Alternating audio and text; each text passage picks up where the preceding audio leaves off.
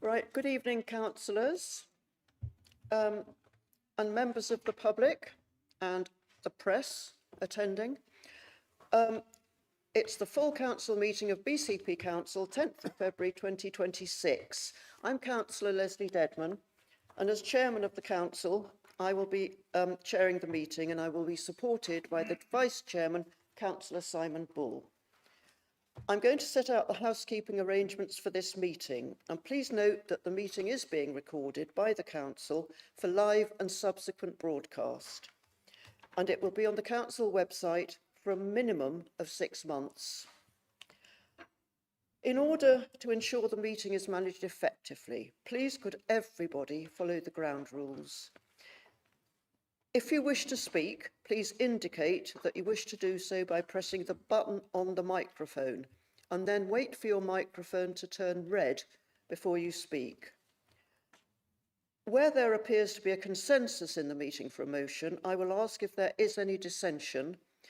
When a formal vote is required, this will be carried out via the desk equipment, and the results will be displayed on the screens in the chamber. If requested, a recorded vote will require support, as always, from a quarter of the members present at this meeting. If it's agreed, it will be carried out via the desk equipment, and the results of any recorded vote will be displayed on the screens, and named voting results will be included in the minutes of the meeting. Please could members indicate to me if they're leaving the meeting and sign out of your microphones by touching the screen and selecting sign out option. I will obviously allow for comfort breaks as appropriate, and it would be handy if you don't leave during a debate. In accordance with the Constitution, sorry, I've done that bit, that is the comfort break bit. Okay, points of order raised must be accompanied by the applicable Constitution provision and also the reason. And as I say at every meeting, and I think we uphold this, all councillors will uphold the highest standards of conduct during our meeting and treat one another with courtesy and consideration. May I welcome all members of the public present in the gallery. Hello. And we're very happy to see you here to observe the meeting, but please follow the Constitution rules. And as you know, no member of the public has a right to speak or participate in this meeting unless they have notified the democratic services in writing in advance. Without that written notification, there is no other means by which any member of the public can participate in this meeting. I think that's everything that we have to say about housekeeping. So we will move right on the agenda to item 1, apologies. Can I ask you, Chief Executive, to read out the apologies for this meeting? Thank you, and good evening, Council. Apologies have been received to date from the following: Councillor Hazel Allen, Councillor Michelle Dower, Councillor Adrian Chapman-Law, Councillor Eleanor Connolly, and Councillor Margaret Phipps.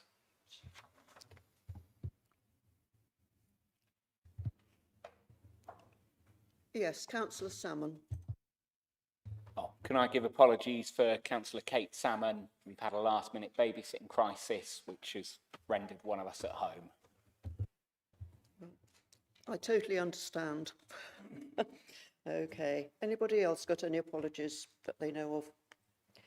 I think we've covered that then.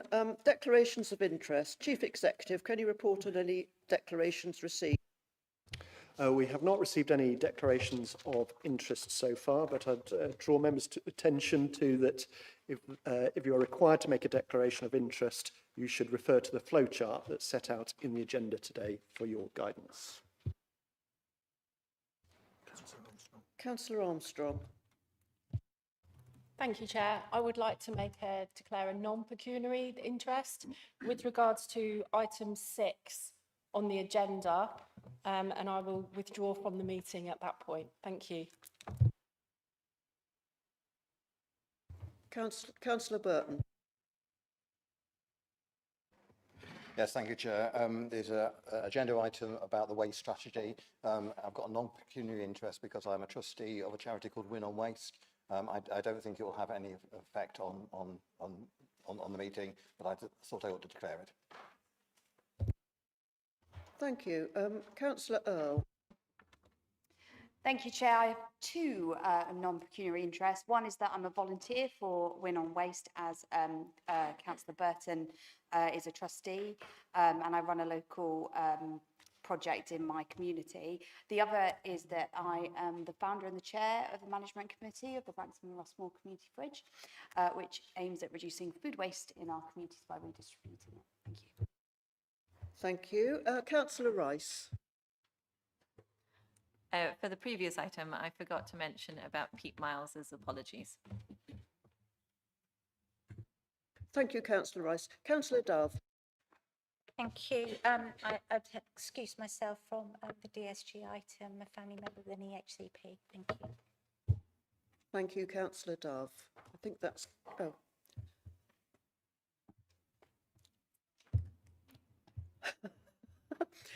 Councillor Slade.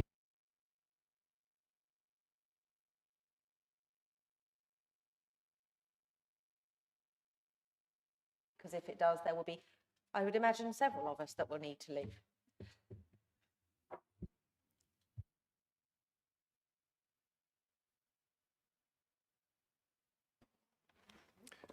Chair, through you, no, there's no need for that. That's a general interest which applies to many members.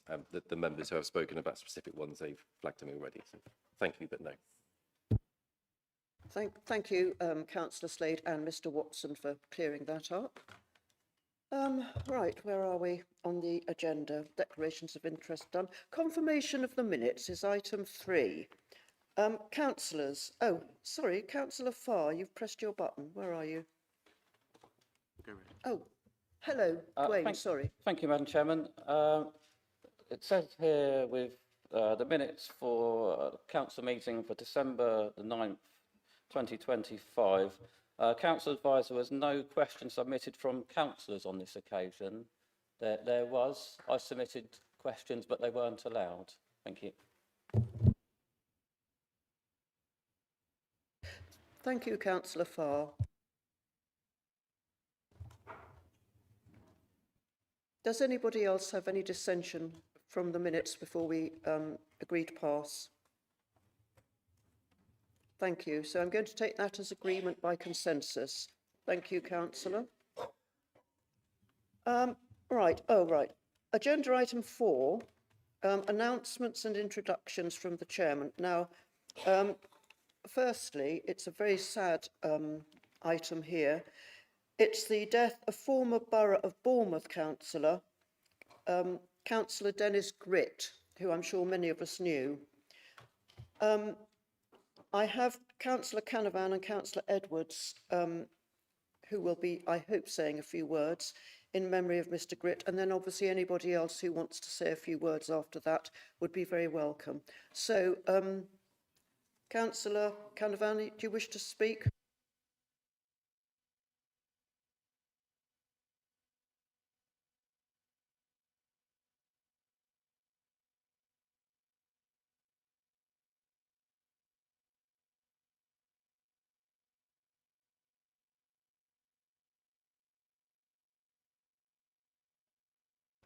Thank you, Chair. Overcoming the technology. Thank you for this opportunity to speak in memory of Dennis Gritt, and thank you to Councillor Edwards also, who indicated that she would be wanting to say some words. Dennis was a councillor in the former borough of Bournemouth, and he was a councillor for 17 years. What was unusual, or not typical perhaps, in those 17 years was that they were not continuous. Dennis was someone who was elected, not elected, elected again. So it I think, demonstrated the degree of perseverance on his part in order to represent the community which he had considerable affection for. Councillor Carl Brown and I attended his funeral, along with some other former members of the council, the Bournemouth Borough Council, namely Ben Grower, Ted Taylor and Vic Williams. And what was fascinating, really, because I've known Dennis for some time, but obviously through political circles. And what was interesting about his funeral was how varied his interests were, and you learn a lot about people that you didn't know before, and particularly his interest in golf. And I also found out that at one point in his earlier life, he'd been a football referee, but nobody seemed to hold that against him at his funeral. But it was a very pleasant funeral, Chair, so I'm very grateful to you for this opportunity to record our appreciation for the service you give to the Borough of Bournemouth. Thank you. Thank you, Councillor Canavan. And can I just say, in my experience, you learn a lot when you go to somebody's funeral. You wish you'd known it when they were alive. Councillor Edwards, do you wish to say a few words? Yes, thank you, Chair. It is my privilege to say a few words about Dennis Gritt, a former long-serving Labour councillor for Kinson.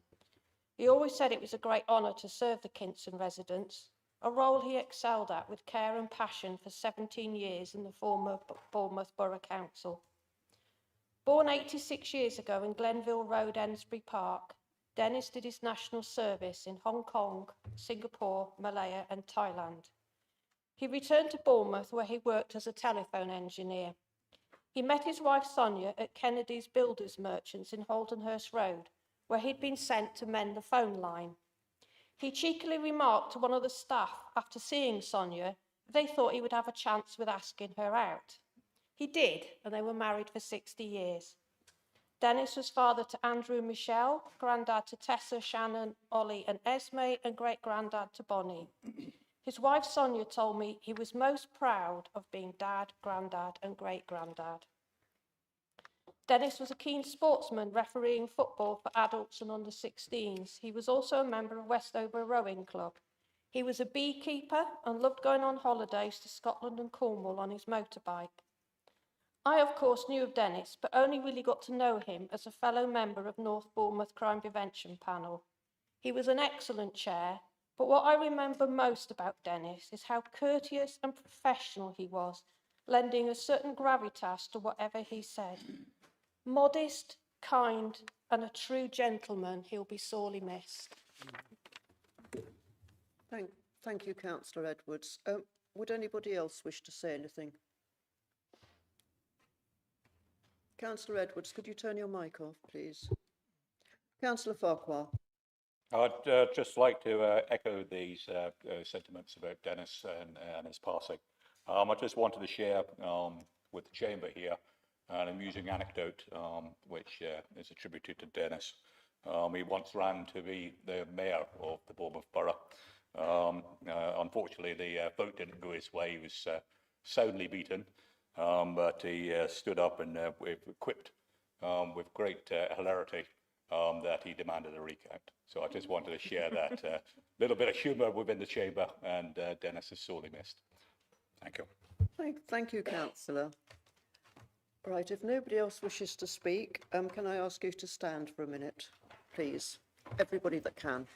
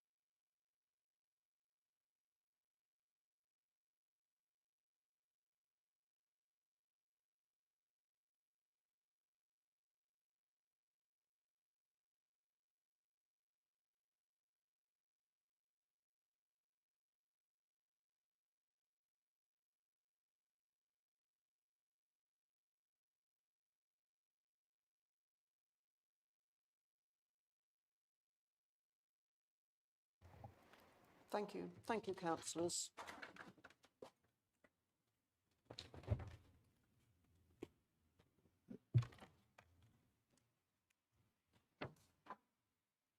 I shall just report the very few engagements I've had. It was the lighting of the menorah on the 14th of December, which was wonderful. And then on the 20th of December, charity concert with Cadence, which was very, very good, very, very funny, a lot of it. I mean, they intended to be funny, it wasn't unintentionally funny. 9th of January, Hall and Woodhouse Community Chest Awards, which is always brilliant. So many good people got so many awards, so that was lovely. 21st of January, we had the Adult Social Care Social Workers Awards, which is our own homegrown social workers. And again, a really lovely function. And then on the 25th at Poole Arts Centre, the Holocaust Memorial event, at which I saw a lot of fellow councillors. So that was all I had. Vice Chairman, do you have any? No, thank you. Right, that was item 4 on our agenda. Agenda item 5 is public issues. Can I just note, as I always do, that it is usually restricted to 15 minutes. If we need to be longer, I will obviously let that happen. Yes, if we don't reach the end of the questions, we will have a written answer sent to you. Right, so, hello, I can see you now. Mr. Stanley Watts, a public question on the creation of a memorial garden for those affected by the COVID-19 pandemic.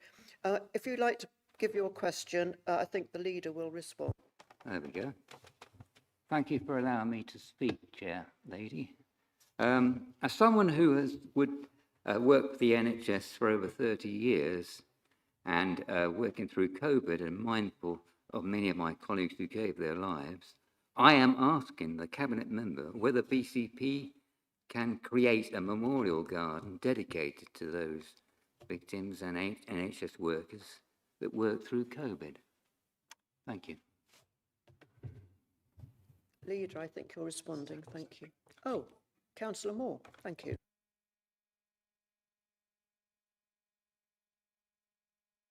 Thank you for your question and for your dedication to our National Health Service, not only through the pandemic, but through your 30 years of service. There are COVID-19 memorials located within each of the 3 main NHS hospital sites in Bournemouth, Poole and Christchurch, marked by memorial stones and buried time capsules. And as a council, we did support the annual National Day of Reflection last year, and this year we are asking the CEO of University Hospitals Dorset if we can join them on this year's National Day of Reflection, which will be held on Sunday, 8th of March. I can also confirm that we are exploring a potential COVID-19 memorial in the Pocket Park in Boscombe, which could be included as part of the landscaping in phase 2 of the town fund development. And my fellow Cabinet members and I thank you and all the staff and volunteers across BCP who worked tirelessly to help support those in our community during the pandemic. Thank you. Thank you, Councillor Moore. Thank you, Mr. Stanley Watts. Right, Sue Chapman has submitted a public question on DEFRA's decarbonisation report. Thank you, Sue. Would you like to ask your question? And Councillor Andy Hadley is going to respond, I believe. Thank you. Thank you. Good evening. Whilst decarbonising prizes are being offered by Elon Musk and Prince William, and the King releases his Finding Harmony film, there's a shocking communication gap from our negligent government who've refused to publish their censored report on national security, global diversity loss and ecosystem collapse, let alone televise it. In a democracy where the world has acknowledged the need to prevent the incineration of the earth, motivated and informed citizens should all be helping to make good choices to change our dire trajectory. Currently, we're all at the mercy of disinformation by the well-funded fossil fuel lobby, of the horrors of poisoned waters, of unbreathable air, crop failures, and future Siberian temperatures. Please will BCP write a Freedom of Information request to DEFRA about their censored report, requesting the overdue need for a decarbonising plan to protect us all before the collapse of ecosystems predicted to the Council in 2022. Thank you very much. Councillor Hadley, are you responding? Thank you. Thank you, Chair. So thank you for your question. The government did publish their nature security assessment on global biodiversity loss, ecosystem collapse and national security on the 20th of January 2026. This strategic assessment explores how global biodiversity loss and the collapse of critical ecosystems could affect the UK's resilience, security and prosperity. It makes really sobering reading, and you are right that it has not attracted the publicity it needs. Back in November, there was also an independent conference briefing on the national emergency, organised by a group of scientists, which I know you highlighted widely. This includes a range of videos now available online of experts talking about the changing weather systems, the tipping points, food scarcity, forced migration, health issues, national security, and energy transition. I have watched them all, and I have written to all BCP councillors highlighting the value of these accessible films to give the science and some achievable solutions to the threats that you consistently remind us of. I don't think that it would be our role as a council to write a freedom of information request to DEFRA. I have included links to the 2 online resources I mentioned above for the written record of this meeting for anyone interested to review them. Thank you. Thank you, Councillor Hadley. And next we have Roger Mann. Thank you. Your question is on secure bicycle parking in Bournemouth Town Centre. And if you ask your question, I think the leader will respond. Thank you. First, I want to acknowledge the considerable work the Council has invested in expanding cycle routes across the BCP area. Many paths have clearly improved safety and accessibility, and I commend the Council for prioritising sustainable travel. In some areas, the benefit is obvious, while in others, where quiet parallel roads already existed, the need has been less clear. However, even with better routes, many cyclists remain hesitant to travel into the town centre because of one core issue: the lack of secure places to leave a bicycle. Concerns about theft, vandalism and poorly maintained barrel bikes continue to discourage use. My question is, what plans do the Council have to improve secure bicycle parking in Bournemouth Town Centre for private bikes and barrel bikes, specifically installing secure monitor cycle hubs, working with Barrel to ensure better upkeep and monitoring, and ensuring bike security grows alongside new cycling infrastructure? Thank you for listening. Thank you. And again, I've got it wrong. I believe Andy Hadley is going to answer. Councillor Hadley. Roger, thank you for your question. We have worked with the Dolphin Centre in Poole and with a private operator, SpokeSafe, to provide a secure and monitored parking area within the Poole town centre. Active Travel England, which is part of the Department of Transport, awarded BCP Council the top level 3 assessment this year for active travel. As a result, their allocation of funds to BCP doubled to 2,950,000 for the next year.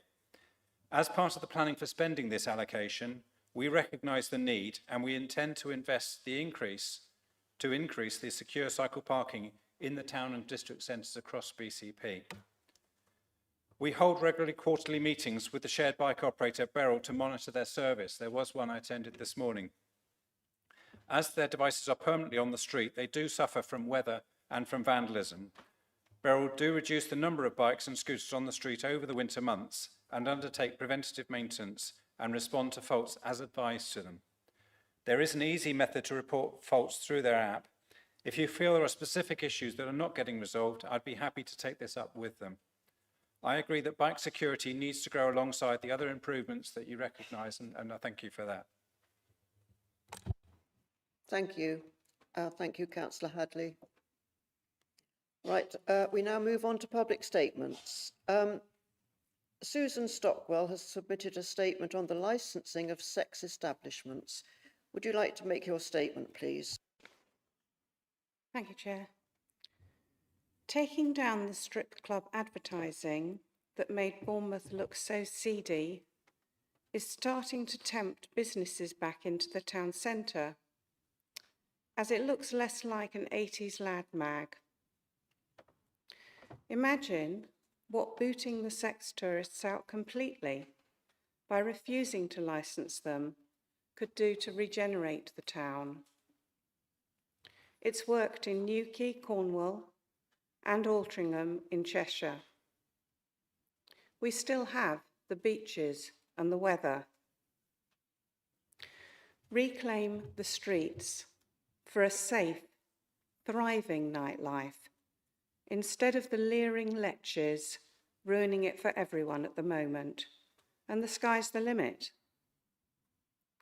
Calderdale, home of riot women and the original Happy Valley, is battling to close one down at the moment. And residents should be getting together to do the same in Bournemouth.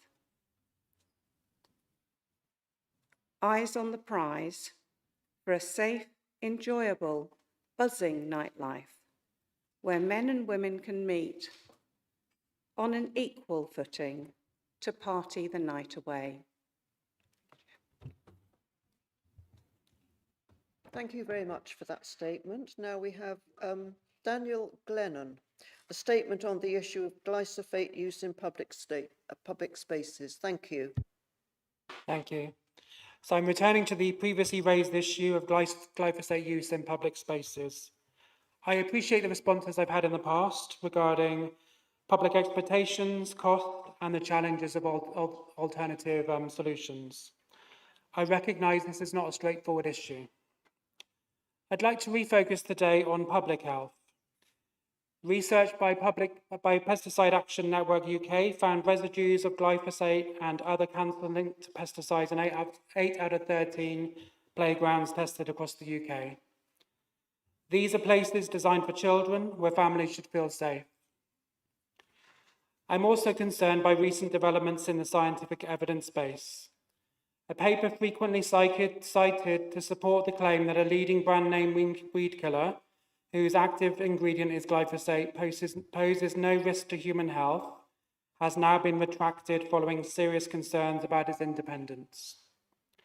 Given this context, I'd ask the Council to work collaboratively towards reducing and ultimately eliminating glyphosate use and prioritising the health of local residents. Thank you. Thank you very much. Next, we have Philip Gatrell, who has submitted a statement on the Public Office Accountability Act and the Council's Code of Governance. And because Mr. Gatrell can't attend, the Chief Executive will read this for him. Thank you. So I'm reading this on behalf of Mr. Philip Gatrell. The Public Office Accountability Act will supersede misconduct in public office.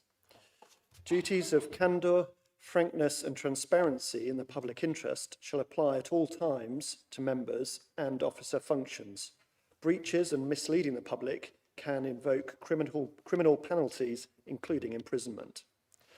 The Council's Code of Governance pledges integrity, openness, transparent reporting to deliver effective accountability. So why the new law? My 24th of July 2025 question to Audit and Governance elucidates concerning Council's disallowed and unconscionable request for anonymity in reporting its failed judicial review, which incurred 292 hours of Council lawyers' time and £214,722 in costs, excluding the complainant's reimbursement determined by the Ombudsman. On the 26th of August 2025, the leader was asked as to the decision maker and date of members' first awareness regarding the anonymity request, but despite reminders, remains unresponsive. A response to my subsequent Freedom of Information request is overdue. Other councillors alerted on the 24th of July are apparently acquiescent. Altogether, this is troubling. Thank you. Thank you, Chief Executive, and thank you, Mr. Gatrell. Mr. Alex McKinstry has submitted a statement on the Code of Conduct complaints. Would you like to make your statement, please? Thank you. Good evening, Council. The item 10 report omits to mention that 5 Code of Conduct complaints were simply closed in August 2025, when the subject councillor failed to comply with sanctions.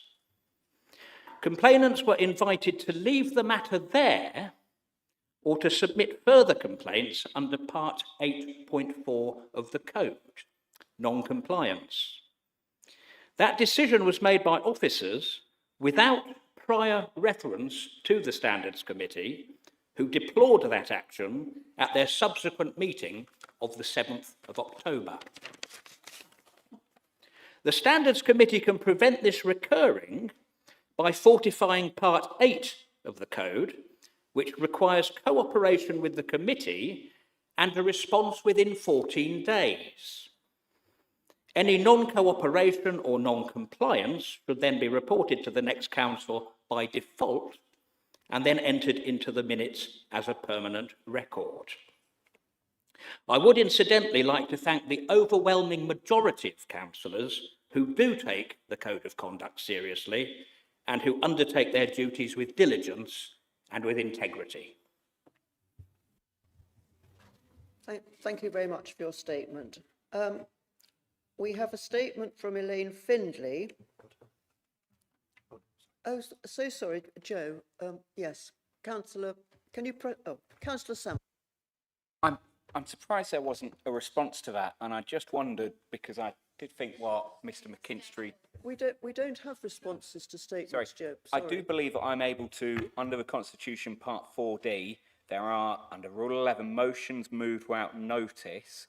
I believe I can refer this to a committee or body. I can propose that that statement is referred to, say, the Standards Committee or the Governance Working Group, whatever it's called, that Eleanor is chairing, that is meant to be addressing those things. I might be wrong. Somebody can call me out if that is wrong. But if that's not wrong and we can refer that somewhere, I would like to refer that statement ideally to the Governance Working Group to look at what Mr. McKinstry has said, because that sounds like something serious that needs to be addressed, and I'm surprised there was no response to it. Thank you, Councillor Salmon. I'm going to ask Mr. Watson if that's a correct assumption. Not by default, no, Chair. I think the way to do this would be pick it up separately through the councillor, but there's no automatic way to refer an item that's not for debate on the agenda straight to another committee. So at this time, I couldn't give you an immediate answer, but no, that's not a constitution interpretation I've got. But I'm very happy to pick that up with you separately, if that helps. Councillor Salmon, I think perhaps we're mistaking it for petitions, which we can refer. But anyway, thank you very much for your question. Can I go on now to Elaine Findlay, who has submitted a statement on the positioning of the EC3 area on the new Bournemouth Town Council ward map. And because Elaine cannot be here tonight, the Chief Executive will read it for her. Thank you. So on behalf of Elaine Findlay, dear councillors, in the Bournemouth Town Council ward map, EC3 in Eastcliff and Springbourne has been detached from its neighbours and placed within Stroughton and Queen's Park without consultation. A poll of EC residents was undertaken and 92% are very unhappy because, firstly, the strong sense of community with the rest of the EC and S ward will be fractured. Secondly, EC3 was divorced from S and QP, Stroughton and Queen's Park, by the A338 nearly 60 years ago, so no sense of community remains. Thirdly, there's no sense of common identity between EC3 and the rest of S and QP.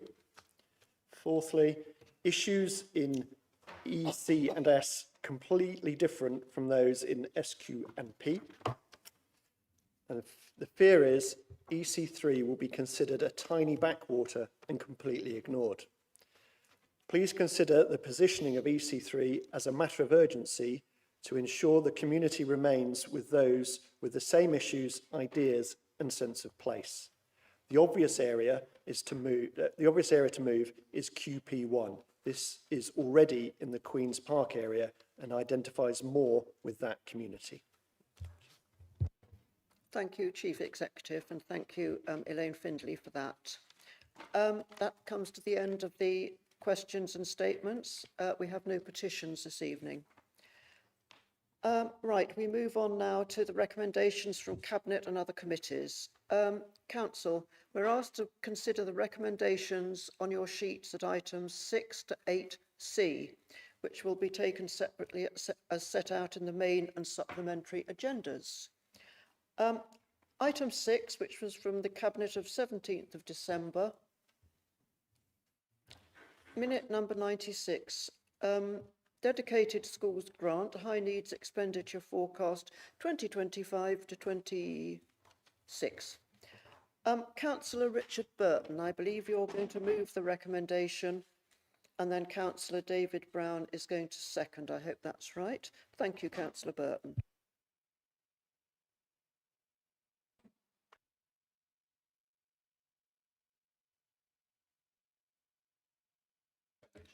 Councillor, can you check your microphone, please? Okay, thank you, Chair. I shall try again. So this paper is for us to agree the extra expenditure on this year's dedicated schools grant due to the high needs block overspend. This received recommendation from Cabinet on the 17th of December. So for anybody who is still new to this area, the dedicated schools grant is a ring-fenced grant that is paid to all local authorities to fund education. It's made up of 4 areas and is based on a national funding formula, and the largest part goes directly to schools. 3 of these areas are within budget. The 4th area is a high needs block, which funds SEND, and is where the overspend lies. I would say that yesterday's announcement had rather altered this area, and also altered what I was planning to say tonight.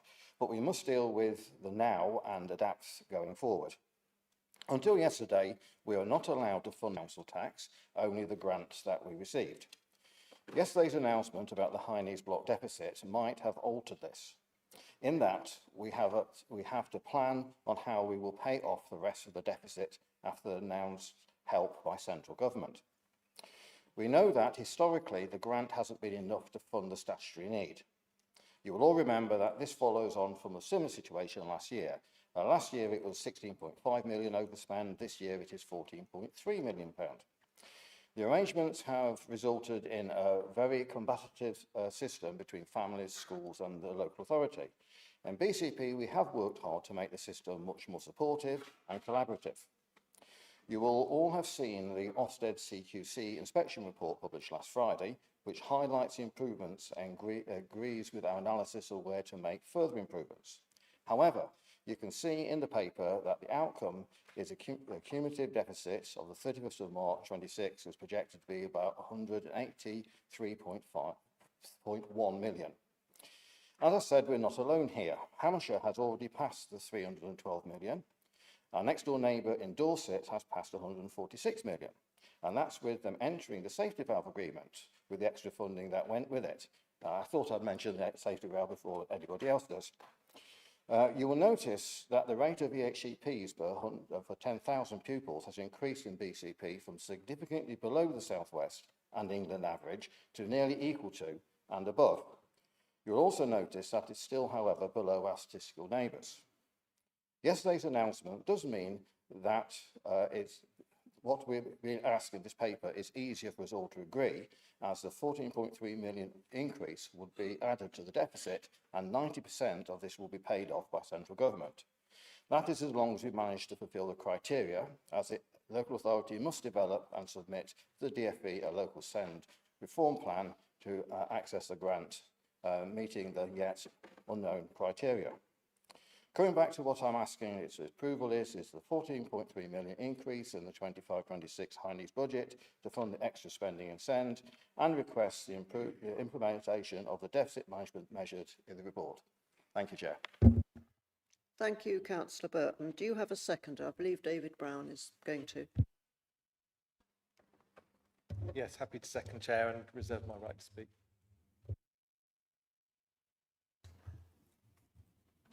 Councillors, does anybody wish to speak on this minute? Do you have any hands raised or buttons on? I think there is no debate, so Councillor Brown, if you've reserved your right, do you want to do it now? Thank you.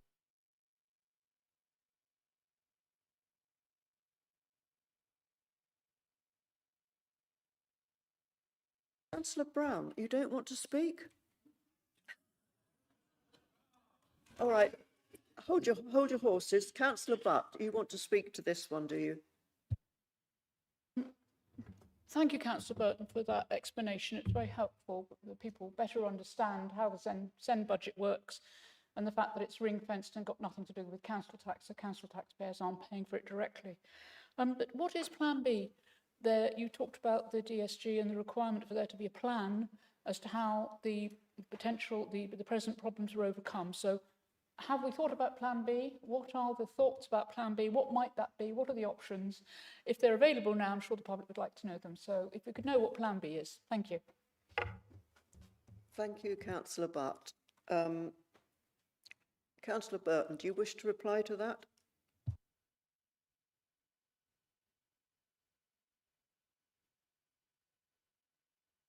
I don't see any other hands or any other buttons. So I think it would be a good idea perhaps to reply to Councillor Butt's query and then Councillor Brown to speak or not speak. Okay, well, I mean, I would say that we've passed Plan B now. I think we're on Plan D, E, F, or even G. To actually develop a further plan, don't forget the announcement yesterday has actually changed the rules quite considerably. So that what's going to happen now is going to be worked at. We've been working on the high needs block deficits for some time. You will remember the discussion about safety valve a couple of years ago now. The plan C, D, E, F or G will come to this council when it is prepared. Thank you.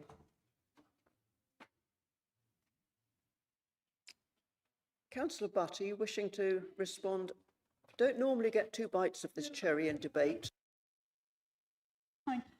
I think what I was trying to ask was what the plan was going to be. That there's the 90%, the government have offset 90% until 2028, as we know, but we've got that 10% gap. So how, in fact, are we going to budget for that 20% gap? That's the bit I'm looking for. That's the answer I'm looking for. So I wondered if I could have an answer to that. Thank you. I think the leader would like to respond. Oh, or Councillor Burton or the leader. Neither of you have pressed a button. No, Councillor Burton. Although I will let the leader carry on with the response, it just to be clear, this is for the overspend for this present year, not what's coming in future years. So we are agreeing this year's overspend rather than future years on this particular paper. Thank you, Councillor Burton. Leader, would you wish to come in? Yeah, just to update Councillor Button and Council, there is an addendum going to be published to the budget some point this evening, which will then be considered by Cabinet tomorrow, and then of course come on to full council for the full budget meeting. Thanks. Do I have any more speakers? Can I just say, Councillor Butt, that I think you verbalised what we all think about it. It's a complicated matter. If there are no more speakers, and Councillor Brown, you still do not wish to reply? Right. Okay, then. Do we have a consensus, then, to agree this one? Thank you. Oh, hang on. Okay, we have to vote then, don't we?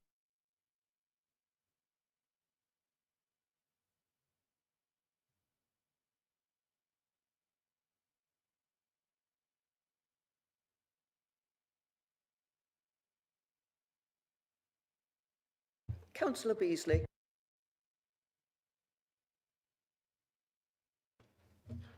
Thank you, Madam Chair. I also wish to abstain, but I will be at Cabinet tomorrow to hear in much more detail what's being proposed. Thank you, Councillor Beasley. So as we do not have consensus, as I thought we did, we will all go to the vote. Now, I wish you to obviously use the machines in front of you, and we will wait for them to come on.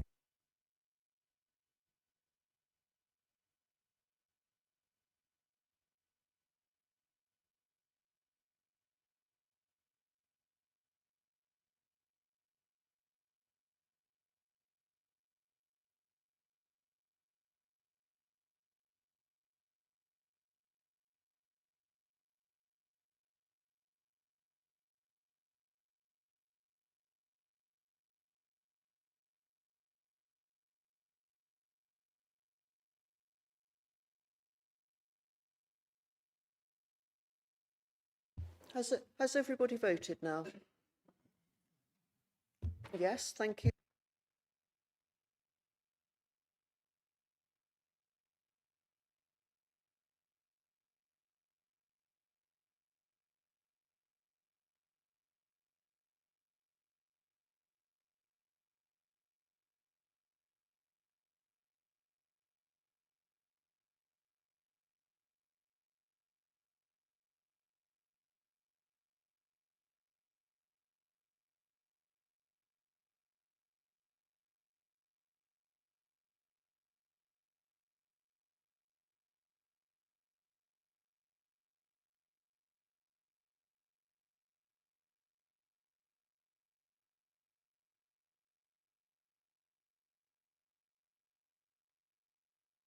Right, I think everybody's back in the room. Councillors, the result of that was 54 in favour and 9 abstentions.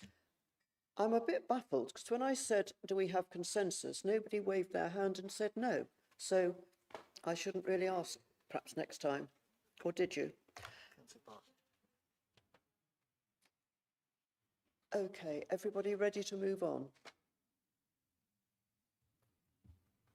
Item 7. Cabinet 17th of December 25, minute 98, waste strategy for Bournemouth, Christchurch and Poole Council, 26 to 36.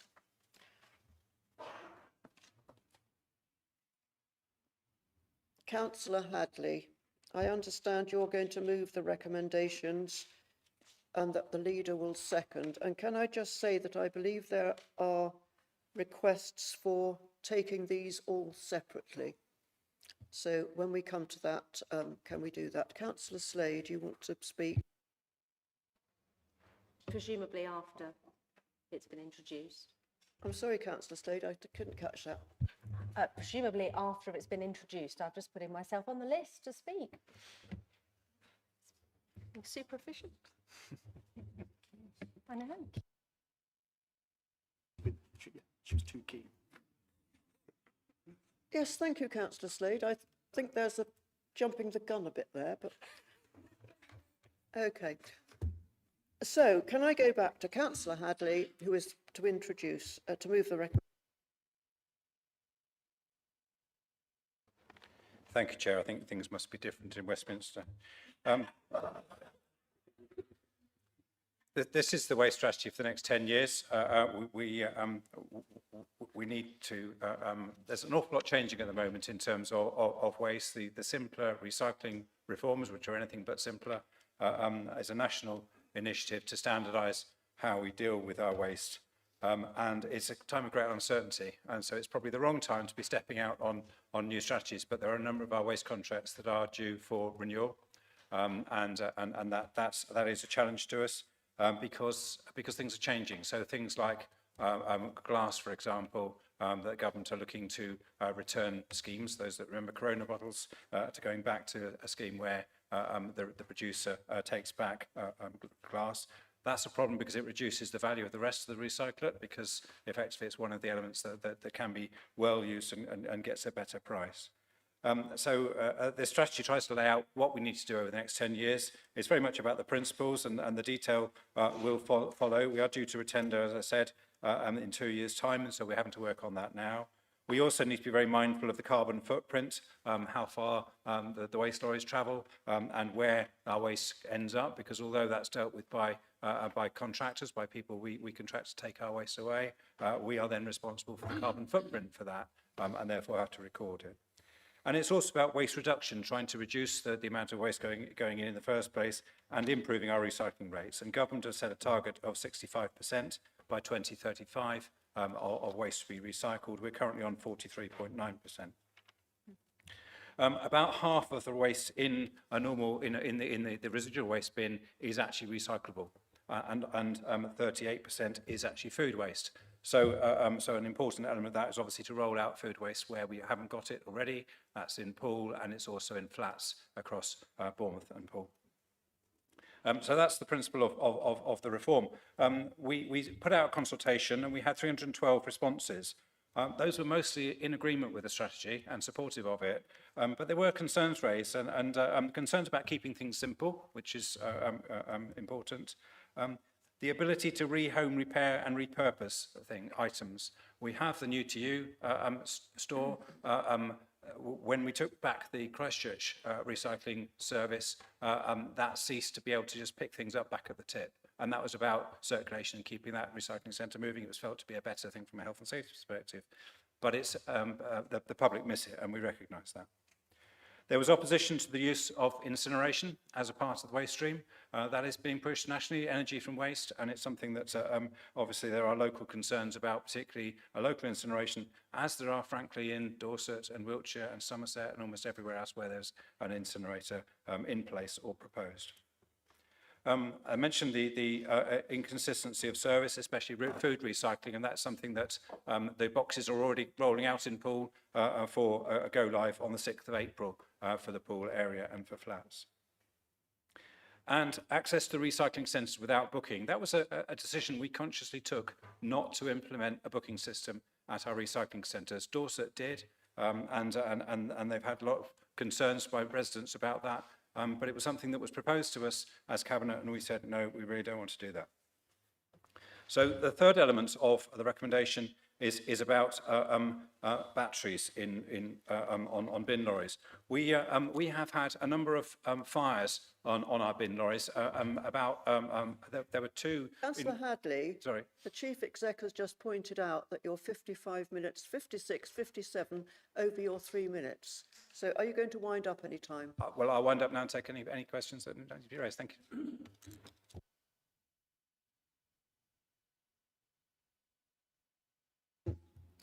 Councillor Earl, I believe you're going to second. See now, there's Vicky Slade. Right, thank you. To second, but I'll reserve my right to speak. Thanks. Okay, thank you. Councillor Slade.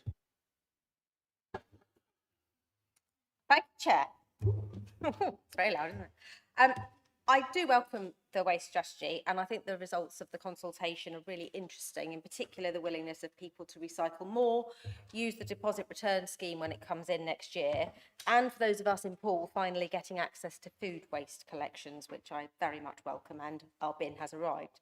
But I am troubled that the consultation does show a lot of concerns about the use of incineration. It only notes there is no access to incineration locally.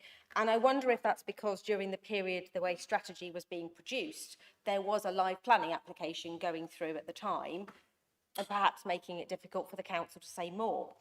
But the council has now reached a decision. The matter is now with the planning inspector, and I do think it's appropriate for the council to be firm on what it believes about this, which from everybody I've spoken to is that they don't want it. And that's what the consultation says too. We know that energy from waste sits above landfill in the hierarchy of waste, but we also know the pollution risks have been well documented, and the government has said that new plants should only be introduced where there is a capacity shortfall. And my understanding is that in the southwest there isn't a capacity shortfall, and that doesn't take account of the reduced need for residual waste when the deposit scheme, return scheme comes in. And of course there's the issue of the emissions trading, which is mentioned. So given these concerns, can I formally ask that the waste strategy does include something going forward, an additional chapter about energy from waste and the risks? Furthermore, if the council has not already submitted its concern to the planning inspector, there is still time. It is open until Thursday evening. And if the plant is approved against the decision of this council and the views of the public, can I request that the council set some strict conditions on the future contract operations if it does have to use it? For example, we've heard that half the content of refuse bins is recyclable. So there's a real risk the council will literally be paying them to burn items that are recyclable and might have a value. So one thing that needs to be put in place for a potential contract is pre-sorting. And given our residents feel so strongly that waste should be incinerated within 100 miles, a rule that actually they can't take waste that is from miles away and imported into the area. And so whilst it's not sitting in this strategy, I really hope that we can add an addendum to that that actually makes our feelings very clear about what we want. Thank you, Councillor Slade. Councillor Rigby. Thank you, Chair. I wasn't going to speak on incineration, but I just want to echo everything Councillor Slade's just said. Fully support that. I think it's a great idea. Energy from waste and incineration is just a secondary means to burn fossil fuels, and we should be avoiding that at all costs.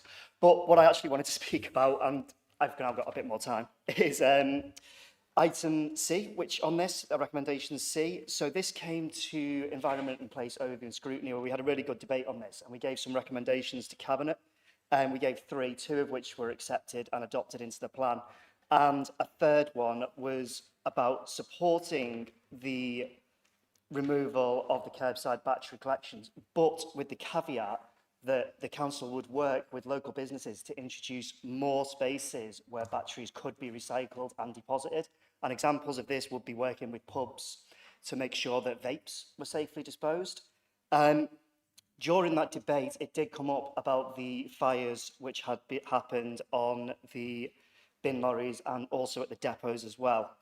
And we were given a very clear answer that the fires happened not from the battery collection boxes, which sit on the side of the trucks and are used to collect batteries, but they are from batteries being improperly disposed of as part of the main waste and thrown in the back and squashed. So, that being said, if these are going to be taken separately, now I'm not speaking as my position as chair, speaking as myself, I may be inclined to vote against this unless I can get some sort of promise from the council that they will work on better messaging about battery collection, better points where they can be collected from, particularly from people who struggle to leave their houses. Maybe they have their supermarket shopping delivered every week and can't get out to these big supermarkets where the battery collection boxes are. It needs to be much more convenient in the local shops where you just pop to for a pint of milk, in the pub where you can chuck your vape away when you've finished, even though we should be recharging them or quitting, even better, right? But fires are going to continue if people are not able to dispose of their batteries safely, because they're just going to stick them in with their general waste, and that's what we need to avoid. So it needs to be looked at more deeply than just stopping collections of batteries and hoping that people then go and dispose of them responsibly themselves. Thanks. Thank you. Thank you, Councillor Rigby. Councillor Howell.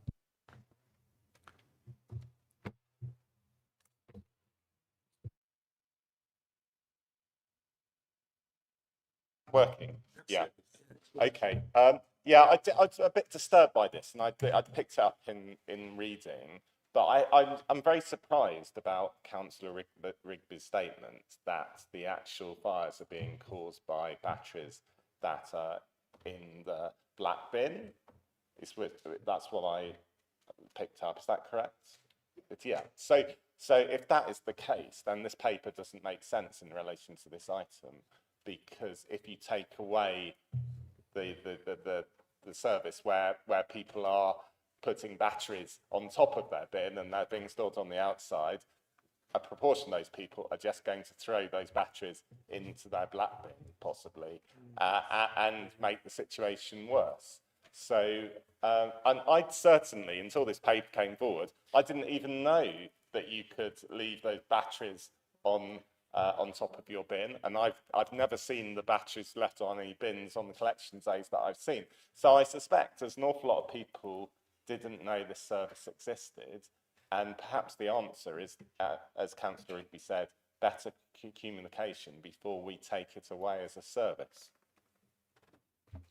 Thank you, Councillor Howell. Councillor Adams. Sorry. Thank you, Chair. I think both the previous two speakers made some very good points, although I do support the broad goals in the report. Increasing recycling is welcome and less rubbish in landfill, obviously great. I hope the policy will lead to more council support for the wonderful community organisations we all know and work with that do things such as give and take days, such as the one at Henry Brown in West Howe. If you've got a free Saturday once a month, they help make stretched household budgets go further. You bring your stuff, you swap it for other stuff, and it stops it going to landfill, which is brilliant.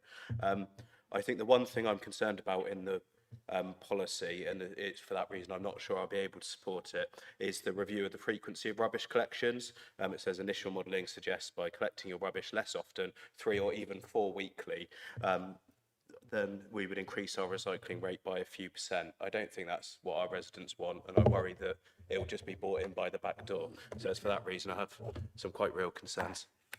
Thank you. Councillor Beasley, please. Thank you very much, Madam Chair.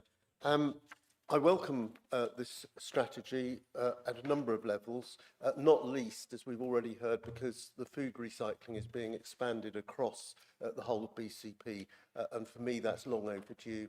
We introduced it in Bournemouth a long time ago, and it has been hugely successful. There's a lot of good things in this strategy, but as we've just heard from Councillor Adams, I have two issues in here in the strategy which I really cannot support. And that is why I asked you, Madam Chair, if you could split the vote, and I think it's really important we do, because I want to support the other two recommendations.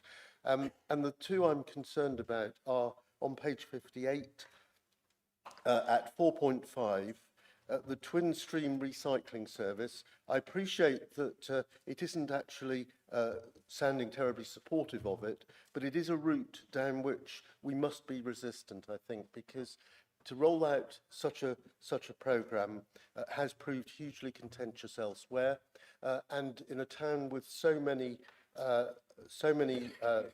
flats and so many smaller properties, it is very hard to see how further recycling streams can be a practical alternative and may well get in the way of our very good recycling record.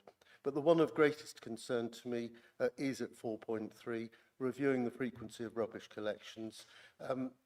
When it talks about initial modelling, it sounds like we've done more work than this report is telling us, and I have grave concerns about how contentious that will be for our residents. And I wouldn't want this vote this evening, the adoption of this strategy, to be something that can then be later referred back to as having been agreed by council. I cannot support it, and I'm sure the overwhelming majority of residents, regardless of the snapshot of the consultation, the overwhelming proportion of residents would not be supportive and would be horrified if they thought that the frequency was going to be diminished. I should be voting against the second recommendation. Thank you, Councillor. Councillor Butt, please. Thank you, Madam Chairman. I support in the whole mainly what the previous speakers have said, or most of what previous speakers have said, especially Councillor Beasley and his concerns and Councillor Adams. But my concern sits around engagement.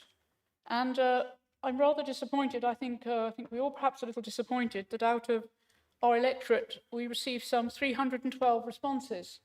Now, there are 400,000 people, but of course they don't all get the right to vote. But one would have thought out of 400,000, 312, is that appropriate engagement? Is that number something which is actually viable?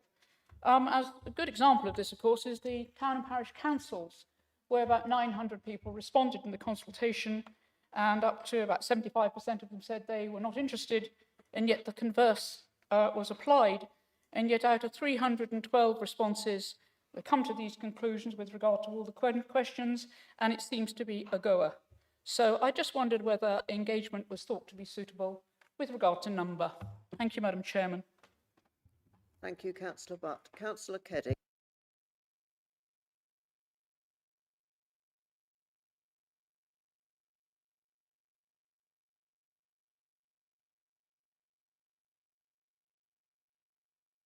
Scrutiny of contracts with regard to future waste disposal by incineration as part of our waste strategy. In particular, I note that the Canford incinerator application does not include mechanical pre-sorting of waste, and potentially, from what I have read, would involve black bag waste going direct to incineration. We have to consider the impacts of the upcoming emissions trading scheme, which shifts the burden of costs back to the waste originator, and the council should consider whether it is exposing itself to future financial burdens in relation to this. Thank you, Chair.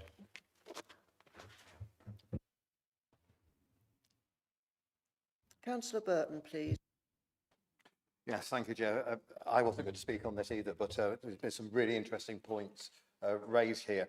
I totally agree with the discussion about the waste incineration that Councillor Slade and other people have mentioned, because the proposed incineration is, of course, in my ward, and I know my residents are very much against it.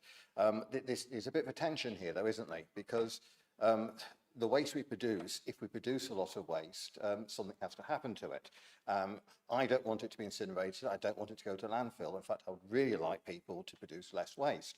Yeah, I did mention being part of the Win on Waste charity, and that's one of the things that they do. So, you know, we had a discussion about the possibility of collecting bins less often. Okay, I can see why people would not like that. But of course, with food bins, and if we reduce less waste, you don't need the bins to be empty so often. The other thing is we need to do is be able to sort the waste so it goes to the right place to be dealt with.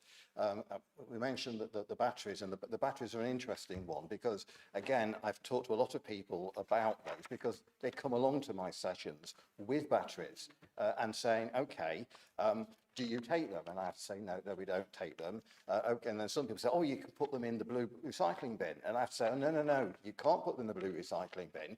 You can put them in a bag on top of the blue recycling bin. Well, what's the difference? Well, yeah, so you have to have this explanation quite a lot. And then other people say, oh, we put it on top of the black recycling, the black bin. Well, of course, it doesn't go in the black bin, and therefore somebody ends up putting it in the black bin. So there's a lot of confusion. So I do support this. I do have worries about the battery recycling.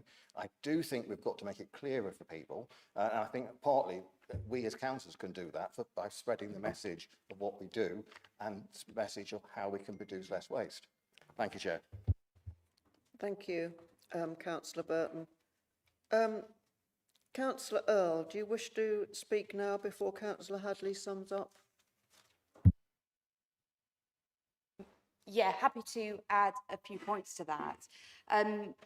What this paper really said to me when I was reading through it, and when it came to Cabinet before, was about the cost of recycling, or the cost of not recycling, both in terms of our environment, but also in terms of £1 million a year. We were just talking about the budget earlier. If we were to raise our recycling rate by around 8% and deliver that food waste recycling, that is a £1 million amount of money in our budget that we get to spend on other much more important things. So all I wanted to do is make the point that it's all of our responsibility to educate people about the waste and recycling that they can do. When it comes to things like putting batteries on top of the blue bins, or on top of the bins, I didn't know that either. I didn't even know that was something we offered as a council. The reality is, though, I've been taking my batteries to the supermarket for a really long time, walking up to the shops or whatever to get rid of them. And I think actually we can encourage people to take a bit more responsibility for getting rid of their own waste. On top of that, I would just add that when it comes to recycling going into the wrong bin, so much of that is down to misinformation, misunderstanding. And what I'm quite pleased with this strategy is actually around that engagement and how we make it simpler, how we encourage people to do it. What I think is this paper is the opportunity to really change the dial on recycling across Bournemouth, Christchurch and Poole, and really up the amount that we're doing. And I think that when we get those bins introduced in Poole in particular, when we do start doing our comms around this, I'd ask every councillor to take responsibility for communicating what's available in their own ward. Thank you. Thank you, Leader. Councillor Canavan, I see you've indicated. Do you want to add something here? Thank you, Chair. Just wanting your guidance, if I may, to see if we could follow up on Councillor Slade's point about an addendum, because I think what has come out in this debate is quite a number of questions of clarification about this report. I don't disagree with what the leader has just said about the ambition of it, but it does appear to me that there are a lot of unanswered questions, not least about the batteries, not least about incineration, but also Councillor Adams' point about what exactly those service changes might bring.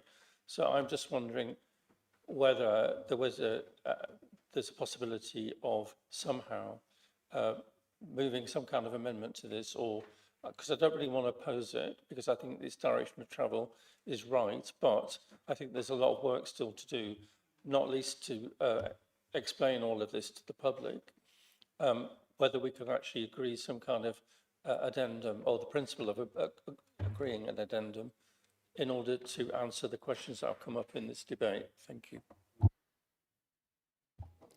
Yes, I'm going to refer to Councillor Hadley, please. Thank you, Chair. If I can address that point first.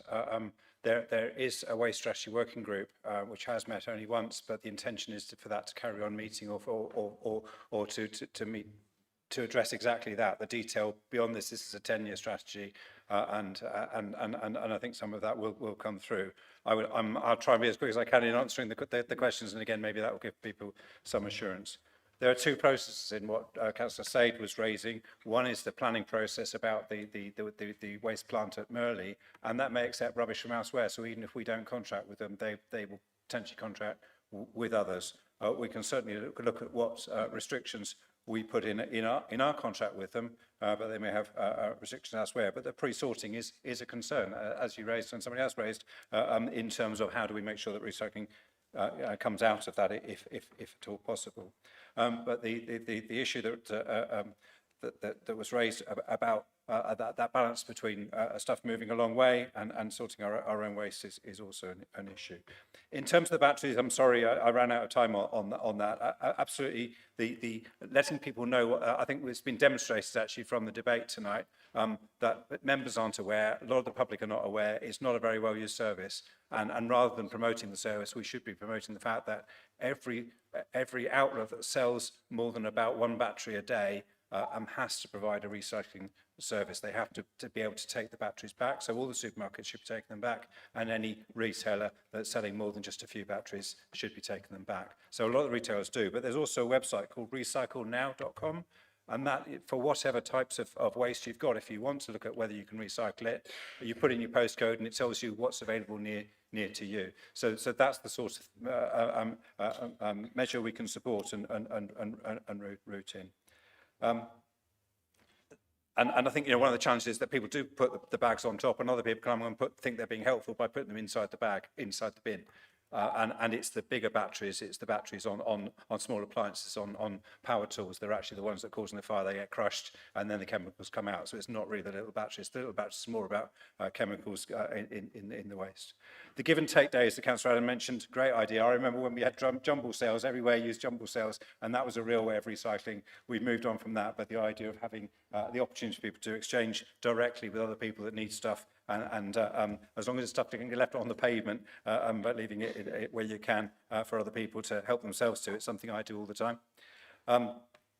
The frequency of rubbish collections raised by Councillor Adams and others, absolutely, that would have to come back to full council as a specific topic. It is something that happens elsewhere. I believe in Somerset, they're already on three weekly waste collection, residual waste collection, and that is partly a food waste is outside. But tonight is not committing us to changing the frequency of waste. There has been a study done looking at what it would cost, what the opportunities would be. But that's not yet ready to share, and it would have to come back as a separate decision. I'd like to assure all members of that, and I wouldn't want to push it through on the quiet on the basis of this report. That's not what this report is about tonight. On the engagement, we have to consult. We did do, we went out via all the usual channels to try and get people to respond. Unfortunately, the consultation we get back is the consultation we get back, and that's really down to, have we made it interesting enough? Is it a topic that excites people? And I guess the response we got back were the themes that I suppose we might have anticipated would get people excited about rubbish, because not everyone's excited about rubbish. In terms of scrutiny, Councillor Kelly raised, this was looked at by the Environment Place Overview and Scrutiny Committee, and as was highlighted, we did accept some of those recommendations. I think that hopefully covers all the points. Thank you. Thank you, Councillor Hadley. Right now, I know we don't have consensus on this, so I won't even ask. We wish to go through the recommendations one by one and vote on each separately. So I'm going to ask the Chief Executive if he can read out the first recommendation that we're going to vote on. Okay, the first recommendation is recommendation A. Note the consultation report summarising feedback from residents and stakeholders.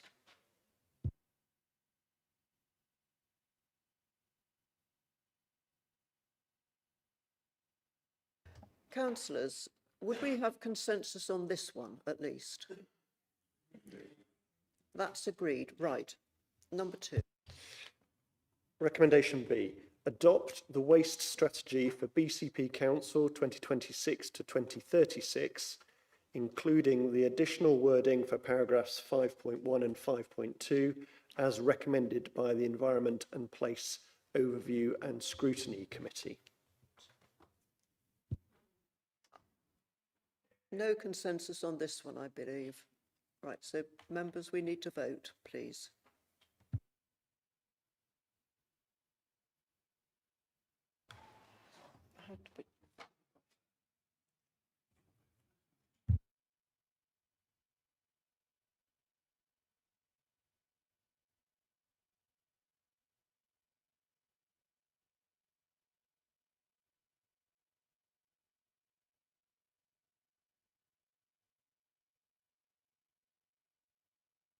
Members, have we all voted? Yes, thank you.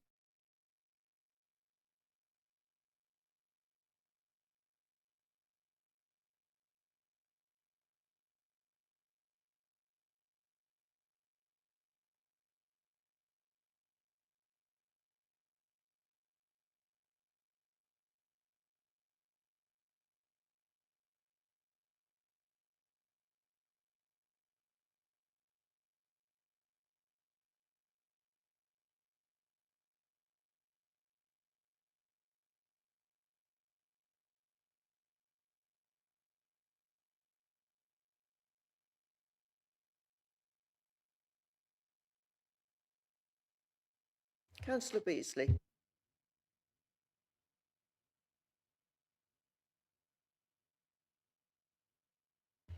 Yes, thank you, Councillor Beasley. That's Councillor Dove and Councillor Beasley wish their votes to be recorded in the minutes.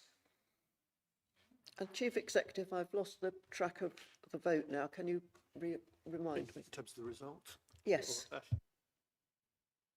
Yeah, and so the result on the screen was 70 in favour, no, sorry, that was wrong. 70% in favour, 27 against, and 3% abstention.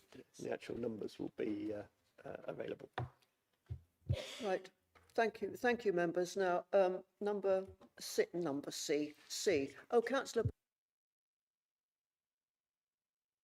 With regard to C, this is about the batteries, which we were putting in plastic bags on the top, although nobody knew that we should be doing that. They were being put in the bin, but this is to stop any form of battery collection from the home. Is that correct? Is that what that is saying? It's not completely clear. If we could have some clarification on that. I'll have to refer to Councillor Hadley, I'm afraid.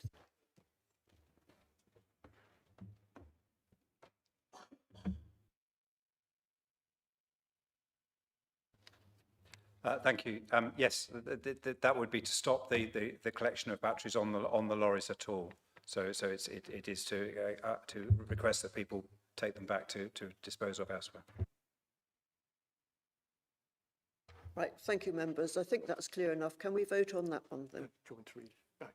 Oh, hang on. The Chief Executive can read it out if we wish. Yes?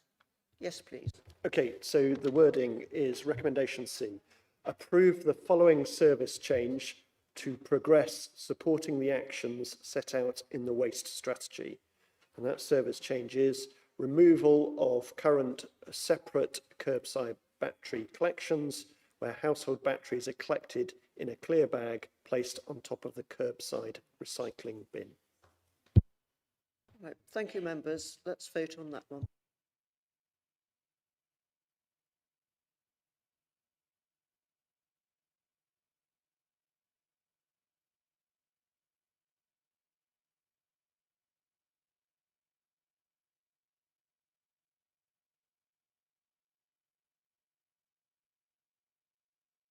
Right, I think everybody's voted. Thank you.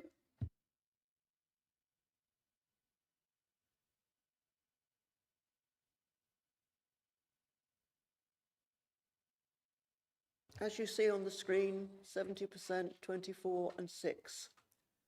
6 abstentions. Thank you.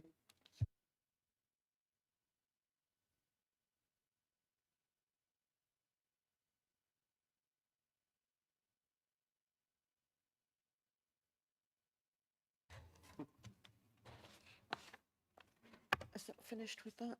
Should we go on to the next one? Okay, right. Members, we could go on to item 8A, or we could have our break now, which I wish somebody would say something. Oh, you're all moving. We'll have a break. Only 20, can I say only 20 minutes, thank you.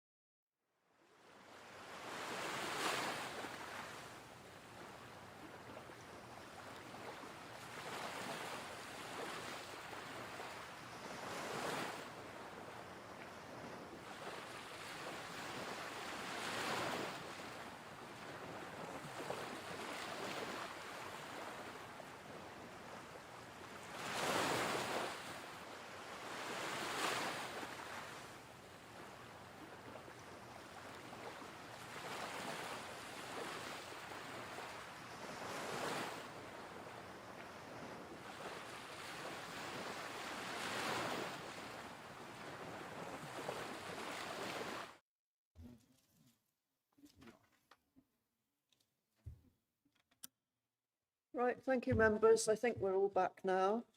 We're moving on the agenda, and we're on item 8A, Cabinet 4th of February 2026. Minute number 120, Our People and Communities Subsidised Bus Services Review. Councillor Hadley, I believe this is you again. Will you move the recommendation? And I believe Councillor Brown will second. Thank you, Councillor. Thank you, Chair. Yes, we had a 3-year settlement from government for our support for our buses, and that combined a lot of grants that we previously had. But one of the things that they were very keen that we did was a full review of those buses that we subsidised. And we've done that, and the great thing is that we've managed to get the evening weekend services to be commercially run by the bus company, and to keep supporting all of the daytime services that are supporting those socially important routes for particularly the elderly and disabled people who are absolutely rely on the bus for their getting to the shops and that sort of thing. However, on the school buses, we subsidised 6 of 31 routes, and 2 of those were felt to be lightly patronised throughout the full school year, and very expensive for us to run per pupil. So that is the number 40 and the number 445. We're also combining two routes that serve the Avonbourne School from through and from forgot the name of the place, and that means we are able to support 99% of journeys, save 1.3 million passenger journeys, and keep all the buses rolling. That's. Thank you, Councillor. Councillor Brown, you wish to second? Yes, Chair, I'm happy to second this, and I will speak now, actually, if that's all right. Thank you, Councillor. Yeah, Councillor Hadley's just introduced this, but I've taken a lot of interest in sort of bus services over recent years, and I just wanted to put this paper into a bit of context. Last year's national bus service showed that 91% of bus passengers in the BCP area were satisfied with the service. And 91% is a fantastic result, but that's in the top 3 nationally. We're in the top 3 local authority areas nationally for bus service satisfaction. That's astounding. We've also got really excellent partnership working with Moorbus, and I think they're very responsive, and our officers are very knowledgeable and work really well with them, and I think that's to be applauded. The bus service improvement programme that we put through last year is really delivering significant improvements in public transport. You know, members will know about things like the £1 bus service after 7 p.m. in the evenings. In my ward, we've got the new number 11 service running. We've got the new number 21 service. They've doubled the frequency of the number 6 service between Bournemouth and Wimborne. Some really good services and some really good fare offers with the BCP multi-trip ticket, where you can pay £20 and you've got 10 bus tickets on the Moorbus app for anybody in the BCP area, so £2 a trip. Last week when I went to the cabinet meeting and discussed this, I got the number 11 bus there, and actually, because BCP are in the Moorbus Commuter Club, we can get tickets for £1 each. Any staff within BCP can pay £1 for their bus trips. So I'd want to encourage any employers that are listening or watching this to actually contact Moorbus and sign up to the Commuter Club, and their staff will be able to go to and from work for £1 a trip, which is a fantastic deal. So the context is really good. We're delivering some really good services and really good fare deals, but we're still spending £1.59 million on bus subsidies. 860,000, I think approximately of that, is from the council's budget. And I've seen some online criticism about us reviewing these bus subsidies, but surely it's the sensible, responsible financial thing to do, that we're spending this amount of money on subsidising buses, that we need to pause, sit down with the bus company, speak to bus passengers about how they're using the services, look at how it's working. And the results have been astounding, you know, that actually Moorbus are taking on so many of those routes as commercial routes. So not only are we maintaining 99% of the routes that were under the review, we're actually saving our council taxpayers about £860,000 a year, or, you know, in terms of reducing that subsidy.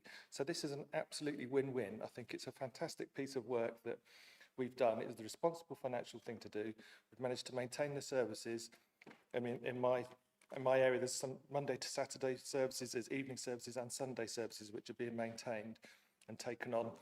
Yes, you know, there's a couple of the school bus services, and in my ward we're affected with the 425, but I've already been speaking to officers about that service and the routing of it and the connections, and you know, we're having conversations to hopefully overcome some of the difficulties that might present. So I'd like to thank our officers. I'd like to just encourage everybody to Are you going download to the wind More Bus up app. now? Everybody should download the More Bus app and use more buses even more. Thank you, Councillor Brown. Do we have any speakers? Yes, Councillor Farr.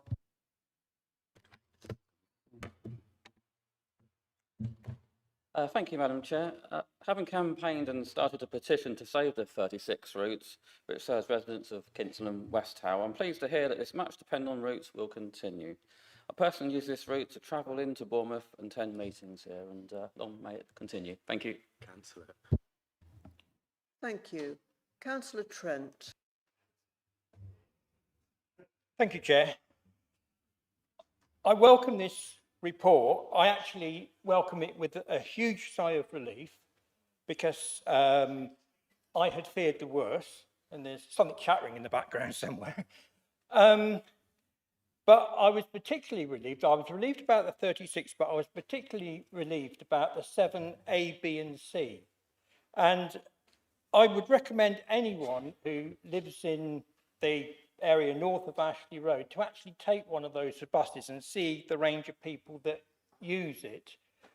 The subsidy is quite small, and although there are complaints that it's not sort of frequent enough, and I can understand that, it's every 2 hours, so that's not a lot. But when you actually sit on the bus and observe who gets on and off and where they get on and off, there's some very difficult places to get at on that route, particularly in the between the Upper Parkstone Rossmore Road bit, but it doesn't get much better when you get towards Bloxhurst Road and places like that. And, you know, I thought, yes, it's elderly people using it, but it's also young mums with pushchairs. And I do think that we really need to think about these services and encourage people to use them. Because there are times when you'll see a section of the route and there's no one on there. And, you know, I have said use it or lose it to people, because, you know, it would have been a shame to have lost it, but I'm relieved to have kept it. And I actually think that the report was good. And I commend the officers involved in the transportation department, because they're very good. They're actually very committed and really understand what they're doing. It's unusual, you know, it's not a sort of a remote arm's length approach to it. These are people who actually really care about it, and in some cases use the services on a regular basis as their main form of transport. So I welcome this report and hope that everyone supports it, and take it from there. Thank you, Councillor Trent. Do we have any more speakers? No. Well, if you're putting your hand up, Councillor Salmon, can you press the button? I have Karen Rampton now. Thank you. Thank you, Madam Chair. I must admit I forgot to press the button. I was putting my hand up as well. I wasn't actually going to speak on this, but I think it's something that I really welcome. I know that my residents who use the 36 bus, and where I live, on the estate that I live, the 16 and the 36, which were named as being possibly at risk, caused a great deal of upset and angst, particularly from elderly residents on the estate, for whom the 36 bus is an absolute lifeline. So I absolutely welcome this, but just to remind ourselves that actually it's a government bailout, really, isn't it? It's not really something that this administration has achieved.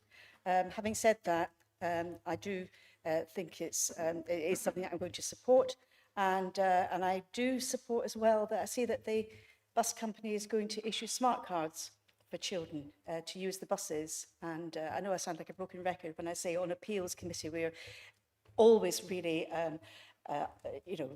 upset about the difference in cost between the mobile app and the cost of a physical bus pass. So if we can get across that without children having to have a smartphone, which is an issue for many families, then I really welcome that. I note that it's been said there's going to be a small charge for the card to be issued initially, and I wonder if there was anything that we could do to sort of address that. What is a small charge? Is it a £5 or a tenner? Because if you've got 2 or 3 children all needing this card, that's quite a big sum for a family. So just be interested, the portfolio holder could enlighten us, maybe not tonight, but at some point. Thank you. Councillor Salmon. So I was a bit surprised in the debate on this, especially the 90% figure, because that seems at odds with the public perception of our bus service, and it's certainly different to how I would rate it. It's not an effective service for anybody who's got any kind of paid employment. You cannot use the buses across the BCP area for commuting to work reliably. You just get the sack. I've tried it. You know, when I was working at Poole at Sentinel House, for me to get to there from a 5 Ways pub takes over an hour, and if I want to be on time, I've got to leave 2 hours before work. You know, that's ridiculous. It takes me 20 minutes on the bike. I think there is a degree of naivety and overconfidence in how this is being portrayed. This is the slow managed decline of our bus service. And I get that locally we can't do that much, but actually locally we can't do what Greater Manchester have done. We can't do what London have done and bring parts of this franchises back into local authority control. But we have to recognise this system isn't working and it is going to fail. I reluctantly support this.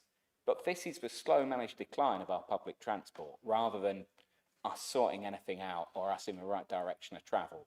Nobody is going to be able to commute to work in 6 months' time if we adopt this policy on a bus. We should be doing better. I want more ambition. Thank you, Councillor Salmon. Councillor Earl. Thank you. I was just going to correct a few things that I've heard. So Councillor Rampton said that this was a bailout, but it wasn't. In fact, the government have left us with less money this time round in our as part of the revenue settlement for the BCP. So what this is about is being able to look at all of our bus services, commercialise what we can, working in partnership with the bus companies, and also have proper confidence in these bus routes actually delivering value for money, because none of us want to see empty buses driving around. And I'm really glad this gives me huge confidence that our the money that we do spend subsidising bus routes is used in a socially beneficial way. Although, Councillor Salmon, I can't believe you said that. I mean, I think our bus service is amazing here, and maybe it is because I live near Ashley Road, so I've got a really central hub to be able to get everywhere. I can get into Poole quicker than I can by other means. Mind you, I can still probably do it quicker on my bike, but that's because I'm quicker at cycling. But I don't recognise that at all, and it might be that there are some routes that maybe don't work as well as they could for some people, and I would suggest always raising those with the bus company, or even speaking to your councillor to ask them to raise them, because my experience, not only of our bus service but of actually working in partnership with More Bus and bus company, is that they are doing an outstanding job, and we've had that, you know, under the former leadership and the current leadership. I'm really impressed with what they provide. And I just wanted to mention as well around the BCP, the Bus Service Improvement Partnership, that is incredibly beneficial to residents. Like Councillor Brown has said, there are so many streams there that are benefiting local people. And I would suggest that when the BCP comes through this council, which I'm sure Councillor Hadley might be able to tell us when it's next here, and we'll be updating on all those brilliant things that we get to do in partnership. So I don't see this as managed decline. In fact, I see this as strong partnership working between local government and business, and I think it's been very successful to date. Thank you. Thank you, Councillor Earl. Right, I don't think there are any more speakers. Councillor Hadley, can you sum up, please? Yes, both councillors, well, actually quite a few councillors mentioned the 36th route. I think one of the key things, and it comes back to what Councillor Salmon was saying, the buses that we support are not the buses on the high frequency routes. They're not they are the ones that are providing a social need, or the marginal ones, the ones that are running in the evenings that otherwise wouldn't have enough customers. And that's the difficulty in terms of us subsidising. We're subsidising those things that are at the margin, which is why it's so important that we test them out. But we hoped we wouldn't have to cut them, but we had to go into the consultation with an open mind to go, what is important to you? And that's what we got back from people to support those buses. Councillor Rampton, I'm really sorry.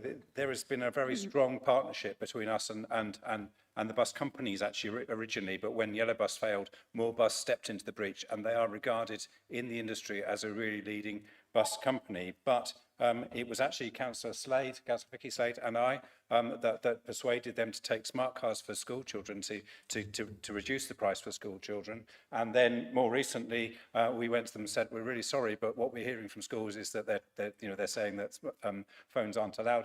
And they've responded very recently with what you've mentioned, the smart card. So that was directly from Councillor Slade and myself. It was this administration making that change.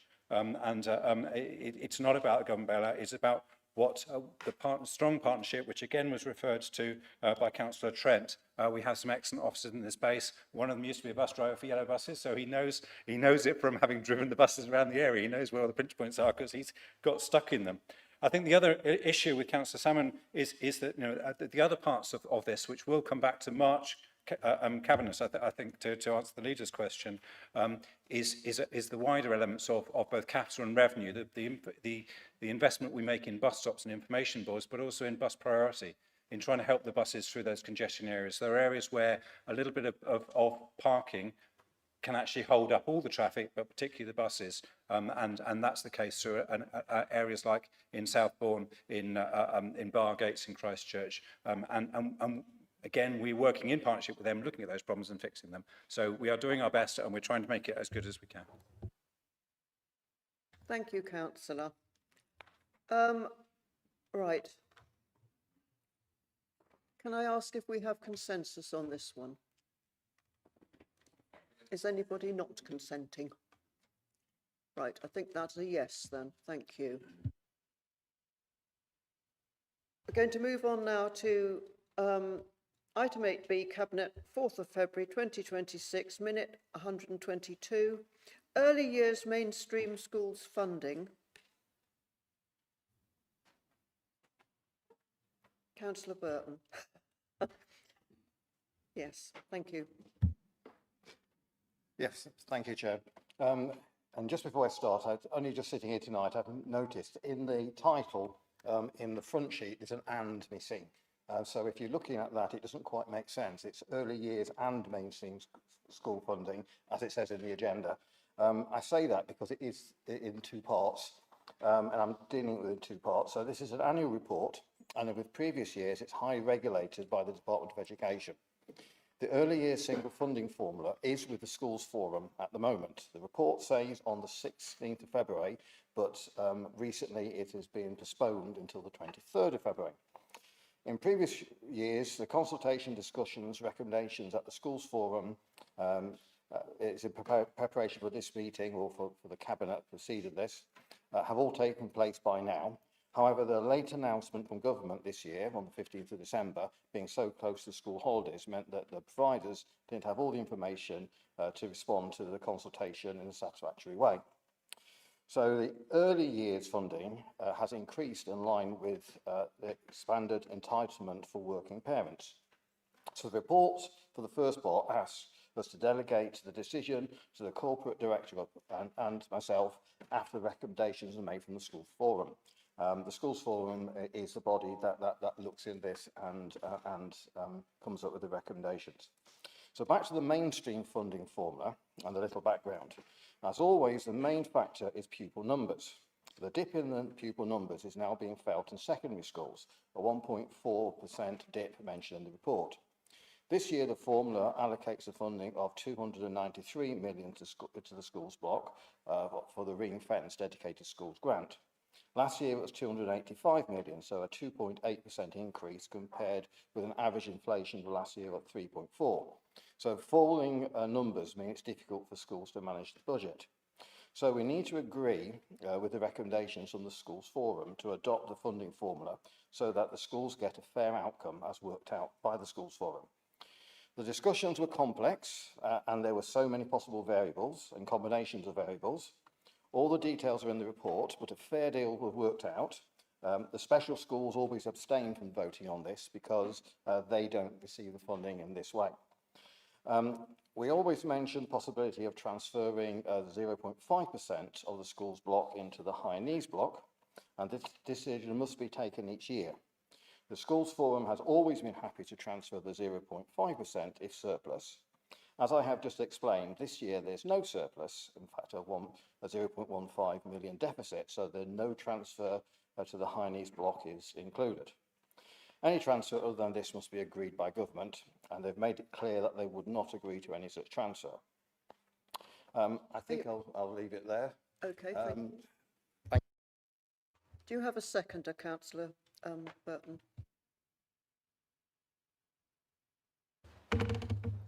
Happy to second and reserve my right to speak. Thank you.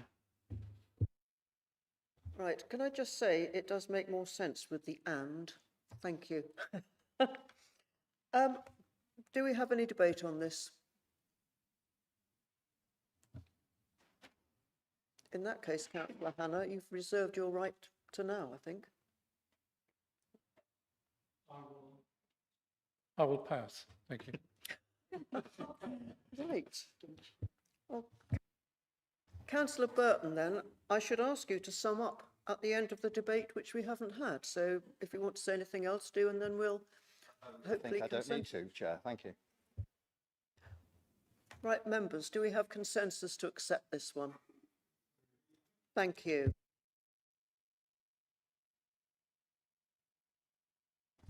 Item 8C. Cabinet 4th of February 2026, minute 123, Hawkwood Road Phase 2 update. Now this is Councillor Kieran Wilson to move the recommendation. Councillor Wilson. Thank you, Chair. This report provides an update on Phase 2 of the Hawkwood Road project, which forms part of the wider Boscombe Regeneration Programme. In 2025, Council approved a scheme for 68 new social rent homes alongside an NHS clinical facility. Since then, we have secured 9.7 million in grant funding from Homes England and completed a competitive tender process that has reduced the overall scheme costs by around 5 million.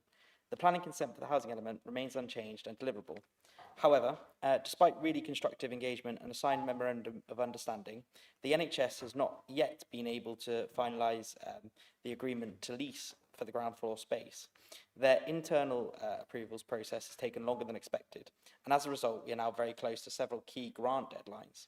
If the Council does not proceed to award the construction contract soon, we risk losing the external funding that underpins the viability of the scheme.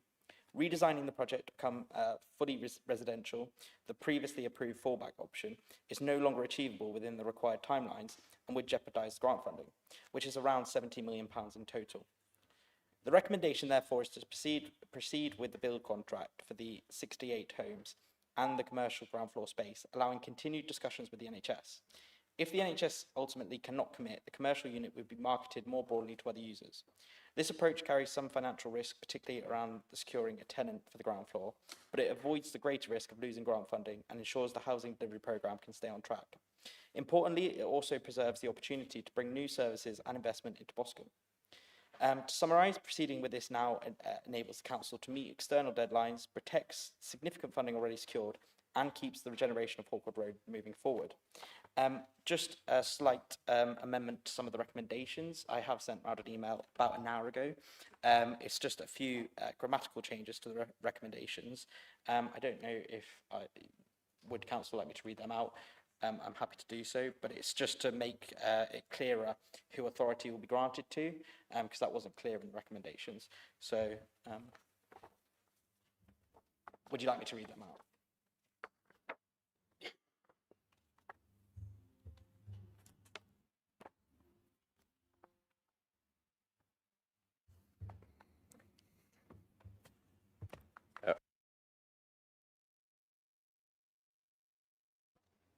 Thank you, Chair. The amendment is acceptable apart from paragraph 2.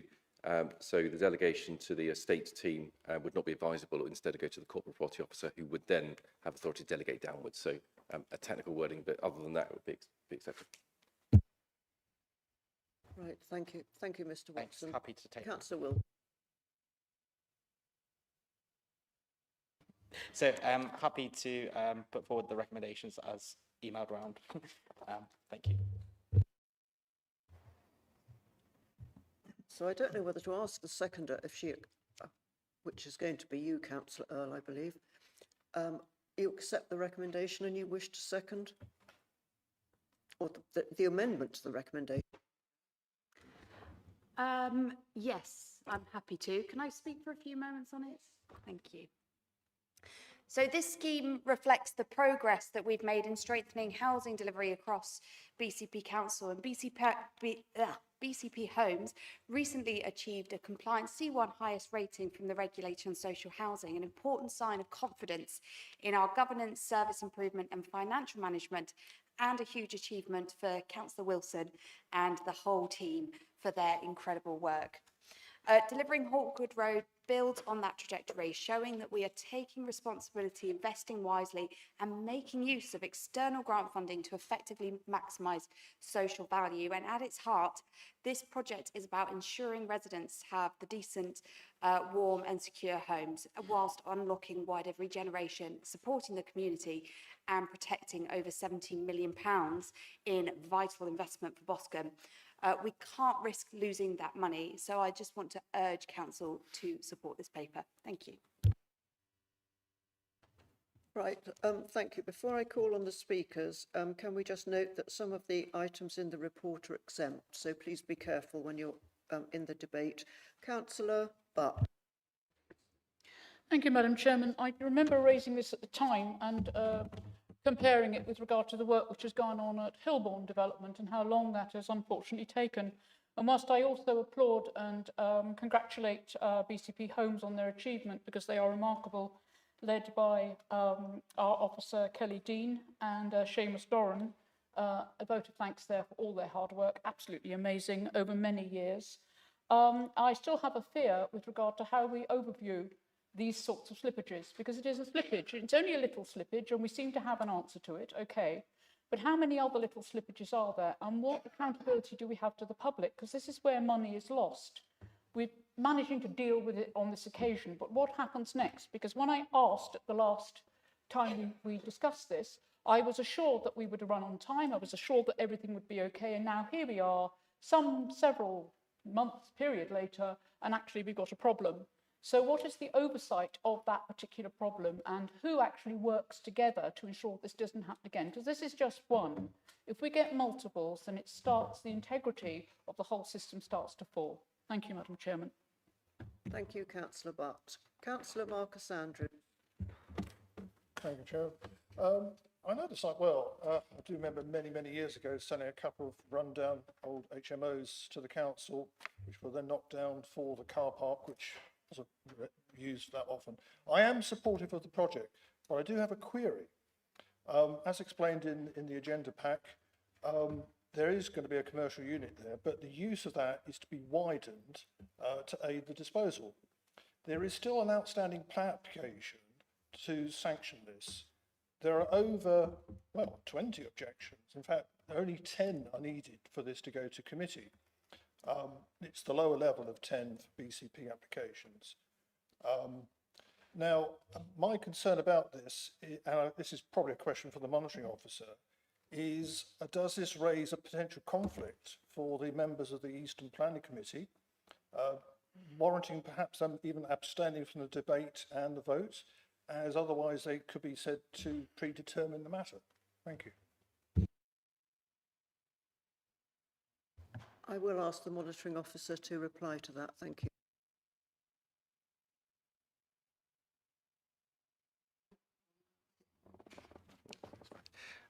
Thank you, Madam Chairman.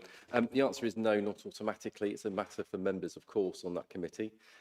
My view would be that the committee deals with the material facts at the time it makes that decision. Predetermination may be relevant, but of course it depends on the conduct that happens before that decision is made. Being here this evening, expressing a view or voting in a particular way, my advice generally to members would be not a matter of predetermination. It would conflict you out of the committee itself.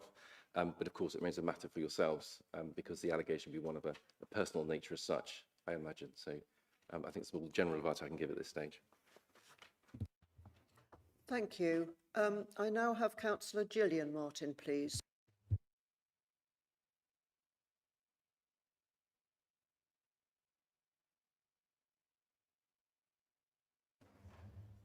Hi, thank you. I just wanted to say, actually, I'm a Boston West councillor. This isn't what was originally planned, and there are a lot of residents that are quite disappointed in my ward about this. This was originally going to be the units were going to be mixed tenancy, and we hoped that it would bring people with money to the Boscombe area. We've been told now that only 30% of the residents will be financially active in those 68 units. So 60% of people, and this is important because 60% of people actually get their job through networking. It's usually through a neighbour that they know.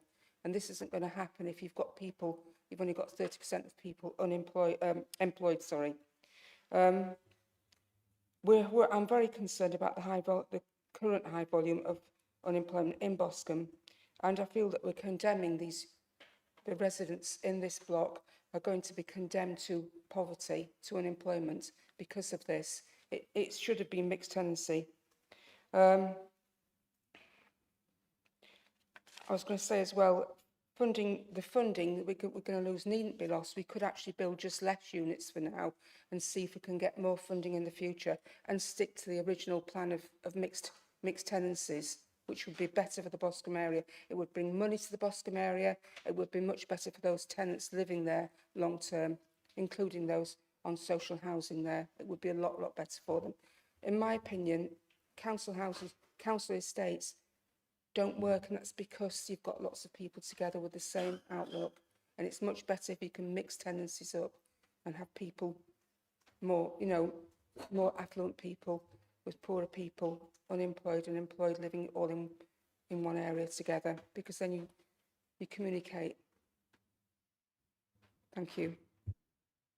Thank you, Councillor. Councillor Rigby. Thank you, Chair. Yeah, this one, I feel like it's a good project. I think we've slowly seen it get watered down a little bit. And I've got some concern over here just on recommendation 2, which is giving authority to the estates team to market the non-residential as commercial if the NHS can't commit. And I feel like just delegating that authority without actually hearing here or in Cabinet why the NHS isn't committing to this, I think we deserve to know that before we market it and before we go out commercially. If there's anything needed in Boscombe, I believe this was going to be looking at a dentist or something like that. I feel like if an NHS dentist opened up, they'd have to board the doors up to keep people out trying to get an appointment, you know. This is a well-needed thing in that local area and across BCP as well. So I do want to question why that authority would be delegated and why we shouldn't hear from the NHS why they can't take that up before we go out to commercial tender on it. Thanks. Thank you. Councillor Salmon, please. Yeah, so I think I would like to echo a lot of what Chris has said. I think it's disappointing seeing how schemes like this fail. It's like watching a car crash in slow motion, you know, going from what was expected, and now we've got, we'll end up with a bookies there instead, or probably a vape shop at the rate this is going. I do wonder if we can take this in parts, and if we would have voted down 2 and pass 1 and 3, if that would render the scheme financially unviable and we wouldn't be able to move forward. Because yeah, I don't like 2 any more than anybody else does. I would like to see something much stronger, insisting that it's not a nice to have. You know, the original vision included a health facility for a reason. It wasn't just oh yeah, maybe that would be nice. It wasn't a nice optional thing. This was a key part of the scheme. And I'm sure there are fantastic excuses as to why it's gone so wrong that are really believable and whatnot. But it is disappointing. Again, the residents of this town deserve better. People of Boscombe deserve better. I'm not surprised Councillor Martin is being approached by residents disappointed with this. And I just think, oh, well, bureaucracy's hard, isn't it? It's not a good enough excuse. This is something that we thought experts were all over. So, yeah, I would like to, I guess it's a question for the portfolio holder. Can we take this in, well, it's a question for you, Chair, can we take this in parts? And I would like to know what the implication is if we only pass 1 and 3 and we don't pass recommendation 2.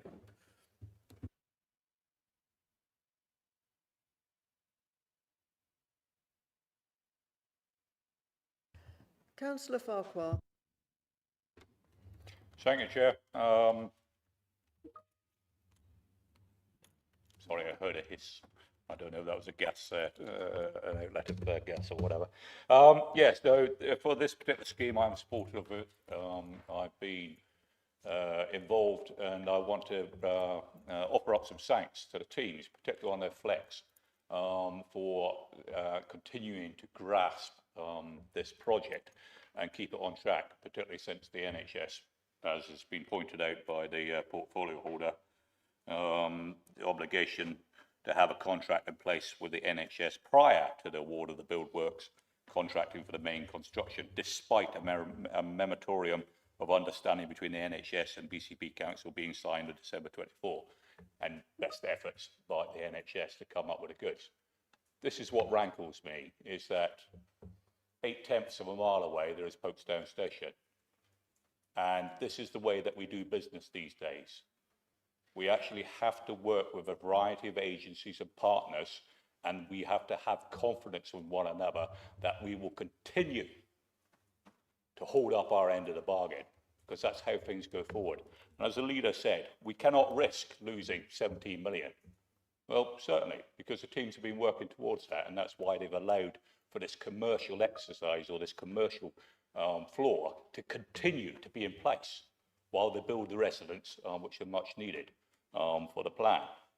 But that's because they've got the confidence that BCP Council will see right and do good by their agreements, even though the NHS might have some difficulties. And the reflection that I have is that why aren't we doing that for Folkestone Station?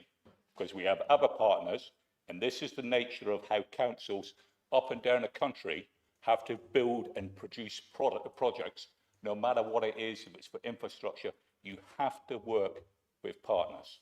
So I will be supporting it, but as I say, as a ward councillor, this rankles, because why is it good enough for this particular project in the NHS, and why is it not good enough for a project which we've had for long standing, for far longer than this one, with the South West Rail and the network rail. Thank you.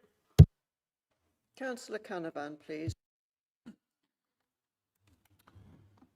Thank you, Chair. I just wanted to reply to Councillor Salmon's question. As the leader has pointed out, the implications of not supporting all of this is that this project will fail. And we cannot allow the opportunity of building these houses in this location to fail. It is too important, as Councillor Wilson mentioned earlier on, for the wider regeneration of Boscombe for this project to proceed. And frankly, Chair, I have to say, I find Councillor Martin's criticism of council estates really quite offensive. Offensive to the residents and offensive to the properties that we have in our mix. This has been a long process to get to this point, and we have been at the precipice before and managed to survive. It is disappointing that the original intention wasn't able to go ahead with, but it has not been for the want of quite strong representations, both to the Health Service University and to the NHS itself. And it's been that problem with NHS simply being too slow that has put this authority in the position that it is now in. So it has to take this decision in order to protect the project going ahead. So it has my complete and full support as a councillor in Boscombe West who sat and watched this project to try and get to this point. It is something which we need to complete and to get built. The issue of the change in the tenancy has been discussed at least 10 times now through the Towns Fund Strategic Board as to why that decision happened. And I'm not going to rehearse it again here, but it hasn't been for the want of explanation. So I just wanted to make those points, Chair, and urge the Council to support this recommendation. Thank you. Thank you, Councillor Canavan. Councillor Brown. Thank you, Chair. Yeah, I wasn't going to speak, but just a couple of things that I've heard. I absolutely agree with Councillor Canavan that this project cannot fail, and I absolutely agree with him about it's so critical that we develop brand new, decent homes for the maximum number of people in terms of council housing on this site. So completely agree with him. Just some of the points raised about the delays and the difficulties in terms of with the NHS over what they may want to do with the unit here and whether they will commit to it. I know there's been a lot of discussions and toing and froing, and my reflection is that that's partly been made difficult by the changes to the Integrated Care Board and NHS Dorset, NHS England's being disbanded, and as you're probably aware, in Dorset, Somerset and Wiltshire will be merging together into an ICB cluster with 50% reduction in their budget and so massive reduction in their staff. So there's all that flux and change going on within our Integrated Care Board and within NHS Dorset that I think priorities and delivering bigger capital schemes like this inevitably suffer because of those sorts of changes going on. But I know there's sort of still active conversations going on, but that's my reflection about some of the difficulties we had working, negotiating with the NHS. And just to come back to the point raised by Councillor Farquhar about why is it good enough for this project but not for Folkestone Station? For me, one simple thing. This is our land, these are our buildings, these are going to be our council homes. This is BCP owned, BCP led project. Folkestone Station isn't our land, isn't our buildings. The asset wouldn't belong to us. So that's the reason it's different.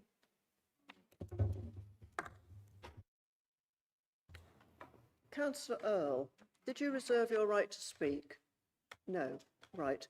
Then can I ask... Oh, can you stand up then? Thank you. Basically, I'm bringing a point of order. I'd like a right to reply because Councillor Kavanagh actually personally mentioned me in his speech.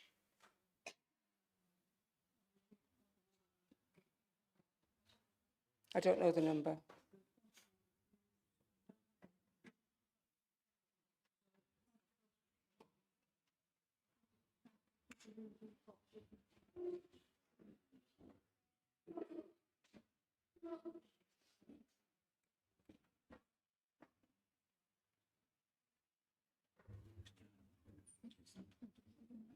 What's it?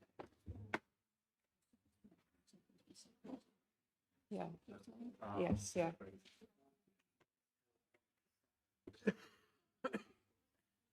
I'm just waiting for the monitoring officer, but I think it's a personal explanation, isn't it, Councillor Martin? Sorry?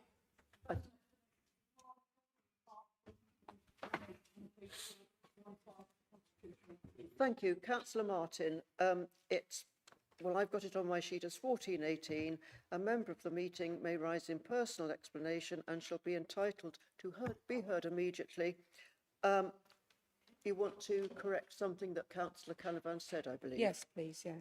Can you do that now then? Thank you. Yes, yeah, thanks. I mean, Councillor Canavan has taken offence at me, said that I was offended by what I'd said about council tenants.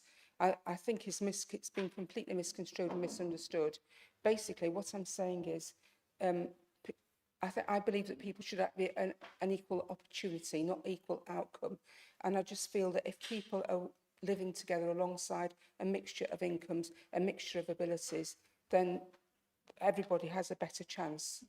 Just that's what I was trying to say. So it's not that I'm against council tenants per se. I just think that it would be better if they're mixed, if whole communities are mixed together with a variety of incomes coming in.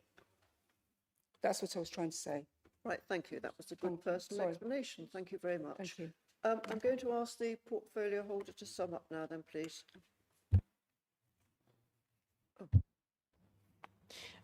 Thank you. I appreciate the debate that we've had here tonight. I think it's been quite useful to air some sentiments. Personally, I believe that council estates do work. I'm a product of a council estate, and I'm here speaking on a huge development and in a role that I'm very proud to be doing. So I would respectfully disagree with some councillors on that point. In terms of the slippages, again, I'd apologise if I've ever given any assurance that everything will be on time, because having done this for a long time now, nothing ever is smooth in housing delivery. There is always snags, there is always issues that you didn't foresee. So I think that if I ever gave that assurance, then I apologise. I don't believe I would have.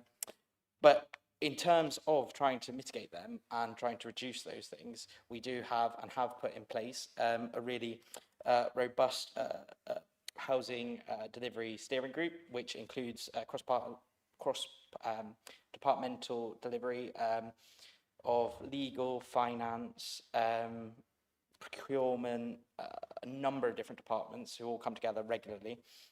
We also have investment and development senior leadership team, and they have senior leadership group, sorry, and they have regular meetings overseeing all projects, and that includes the chief executive and the chief finance officer. So there is oversight in terms of these projects, which is really, really key. Yeah, just some of the statistics around financial inactivity of the tenants. We haven't allocated the properties yet, so there's absolutely no way you could say a percentage of these tenants are going to be financially inactive. So I would like to talk offline with any councillors who have had that information to see where that's come from, and I'd be interested to hear. With regards to the NHS, I think I would like to clarify, and if I wasn't clear in the start of my speech, nothing's gone wrong yet. We are still very much in conversations with the NHS. This is purely to de-risk the scheme and to safeguard it, to make sure that if the worst comes to the worst, we're still securing £17 million worth of grant, which is really, really important.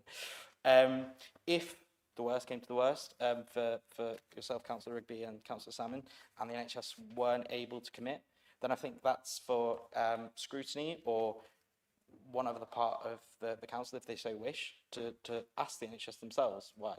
We cannot, as a council, make the NHS do anything that they don't wish to do. Yeah, I think that's about it. I mean, I really would just like to emphasise how important this scheme is. I think it's really, really important in terms of having social rent. I think a lot of people in this chamber are advocates of social rent, more affordable housing for our residents. I think it's really, really key. We look at rents, we look at sale prices of properties at the minute, and it's absolutely excruciating. So yeah, I think it's really, really important. And one thing I would like to mention, actually, in terms of, and I know I'm over my time, but this is really important, is that all these houses are going to be managed by BCP Homes, which, as the leader has already said, is a C1 service. It's a very, very good housing management service, and we have been improving day by day, and we look to improve continually. So I'd just like to leave it there. Cheers, thank you. Right, thank you, Councillor Wilson. Now, first of all, we were working to an amendment, weren't we? So, councillors, I think we have consensus that we are voting on the amendment here, which everybody has looked at. Agreed, thank you very much. Now, do we have consensus on the whole recommendation?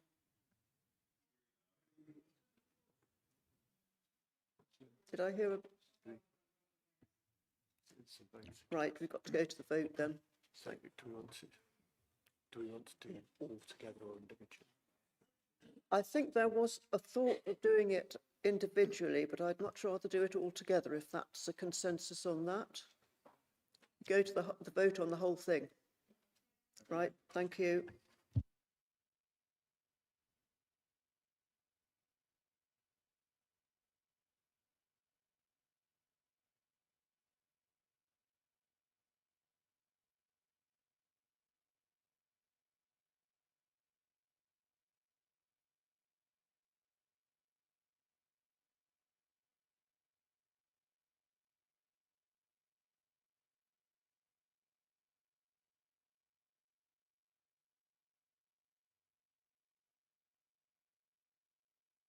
Members, have we all voted?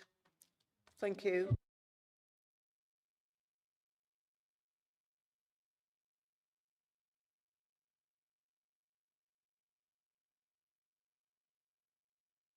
So as we see on the screen, thank you. That's passed. Right, thank you very much, members. Okay, we're still reading the screens here. Thank you. Oh, is David even here? David Dorton Gibson didn't vote, apparently.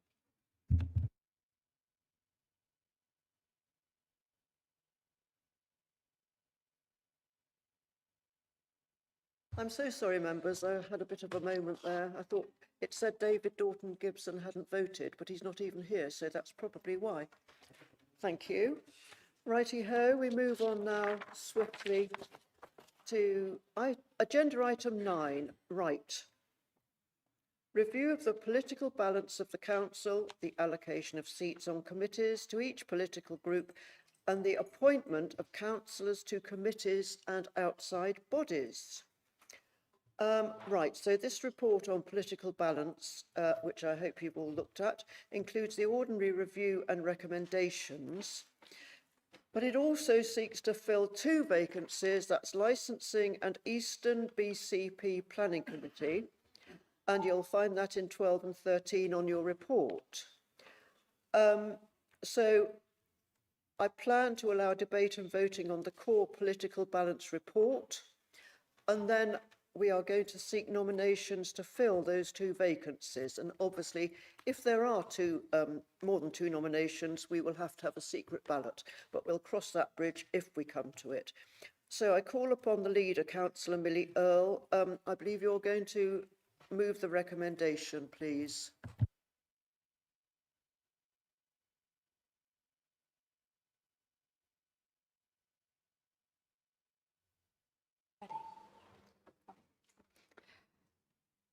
Thank you, Chairman. This report asks Council to approve the updated political balance, committee seat allocations and appointments to committees and the outside bodies following recent changes to political group membership. 2 councillors have changed their political alignment. Councillor Mark Howell is now unaligned and Councillor Rachel Patterson-West has joined the Green Group. These changes require a recalculation of political balance under the Local Government and Housing Act. Because the current number of committee seats, which is currently 112, does not divide proportionally between all 11 groups, the report recommends reducing the Health and Adult Social Care Overview and Scrutiny Committee from 11 to 10 seats, bringing the total to 111 seats and ensuring proportionality. The chair of that committee supports this change. The recalculated entitlement of each political group to committee seats is set out in tables 1 and 2, with all allocations matching the statutory proportionality rules. All political groups retain the correct proportion of seats across committees, and there is no variance from the required totals. The report also asks Council to confirm the appointment of members to committees in line with nominations from each political BCP Planning and the Licensing Committee. Paul Engage and Reform have both not filled those vacancies, so they remain empty, and it is up to Council to decide who should take those seats up. There is also a request to appoint Councillor Howell to one of the unallocated Licensing Committee seats, since Paul People Party lost that seat and now is sort of floating around somewhere. The report also includes the political balance for outside bodies such as the Police and Crime Panel, Fire and Rescue, Dorset Pensions, and of course the Lower Central Gardens Trust Board. Council is asked to confirm these allocations and to appoint members as listed. It's proposed that Councillor Lawrence Williams fills the remaining vacancy on the Police and Crime Panel. Thank you. Right. Am I right that Councillor Cox will second this? Reserve my right. Thank you. Right, do any councillors wish to speak on this? Councillor Farquhar. Thank you very much, Chair. I was having I need some guidance on this one, actually. I was having a look through the mechanics of how seats are allocated and the protocols which are used. And the groupings are safe enough, but it has to be agreed, to my understanding, where there is a vacant seat, then council has to agree in total that a non-aligned member, for want of a better term, takes up that particular role, whereas those groups that already have seats there can change their members around as they see fit without that authorisation. I know that Councillor Canavan enjoyed his time immensely on licensing and contributed to some rather tricky taxi reviews. So I would, if it's possible, like to nominate Councillor Canavan to take up the spare seat that's on licensing. Councillor Rice, please. Thank you. I would just like to thank the work that has gone into producing this paper. And I would also like to point out to councillors that the Dorset Pension Fund Committee is now solely men on the committee. Over the last 6 years since I've been on the committee, there's been one female during that time, and now it has returned to being only men. You and me, but we were on it separately, so there was only one at a time. Thank you. Thank you, Councillor Rice. Do we have any more speakers? Councillor Rigby. Yeah, I was just going to say and suggest that maybe rather than going through this and voting people on and getting nominations for the seats, that Pool Engage and Reform just take their seats and get on the job that you're elected to do. Thank you.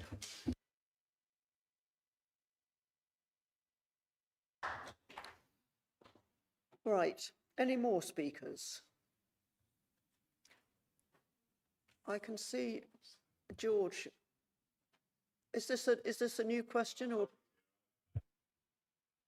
If it's possible, to nominate Councillor Canavan. I do have a seconder, but we need the clarification that I can do that for the licensing committee. We were debating the actual political balance report, weren't we, first, I believe. Is that right? Yeah. So we'll do that afterwards, Councillor Farquhar. So now I have Councillor Salmon. Sorry, I was going to be honest. I'm a bit frustrated George beat me to it, because when we get to nominating people for these seats, I would like to nominate members of the groups who are not taking up these seats, because as far as I understand, Chrissy's right. There's been no reason given as to why they can't do this part of the role. I mean, you can't take the allowance. We'll all get an SRA for this. It's not as much as people in the Daily Echo comments seem to think. It's not a vast amount, but it isn't nothing. And that's paid to us in recognition that we are going to do a job of work. And I would like to hear why we're being... No, sorry, I am speaking, Chair.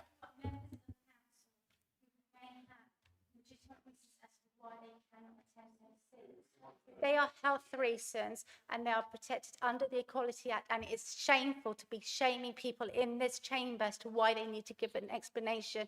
This will put the council at risk, and we need to stop this degree of assault on them right now.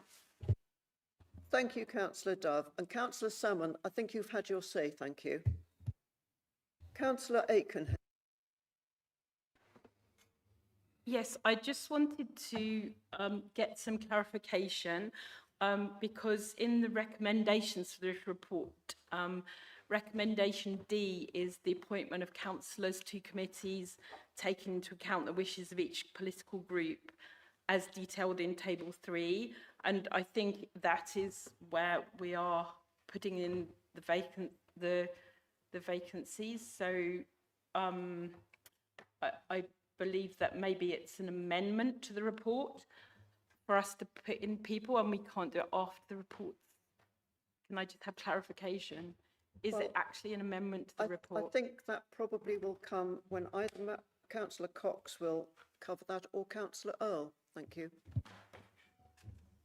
Right, I'm going to ask Councillor Cox if he wishes to speak now, and then Councillor Earl will sum up. Wait for Robin to give a decision.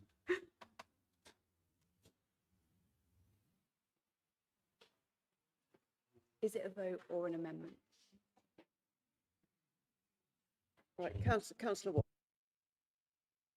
I'm so sorry, Councillor. Mr. Councillor Jones. Through you, Chair, and members, if I can clarify, the report includes the core, if I can call it that, Chair, and we did speak about this earlier on today. So it includes the core aspects of political balance that you normally receive. Due to the vacancies that exist, I think the Chair, when you introduced the item, was intending to take a vote on the core parts of the political balance report, and then after you've dealt with those core elements, to then deal with the two vacancies that exist on licensing and the Eastern Planning Committee and seek nominations. Well, and can I just say that, yes, I did say all that, but obviously I find it a very difficult thing to understand. The political balance is always a nightmare, isn't it? So I didn't understand what Councillor Cox said. Are you not speaking, Councillor Cox? Right, no. Councillor Earl, then, please, can you sum up on the core of this? Thank you. I would also, obviously we're not at the vote yet, but I do get a chance to speak, so I'm going to use it. I would recommend that Councillor Canavan doesn't accept that nomination from Councillor Farquhar. I completely agree with my colleagues over in the Green Group. I think it is unfair to expect other councillors to pick up the work of council groups who are not attending meetings, especially when they have alternative members in their groups who can cover meetings for them. I think when we all get elected, we accept that we have to take on a level of responsibility, and part of that responsibility is being on committees. I wouldn't accept that from any of my members deciding not to be on one as elected members. I think it goes beyond duty to responsibility, and one of the reasons why we are elected in the first place. So on that note, I don't think I've got anything else to say. Thank you.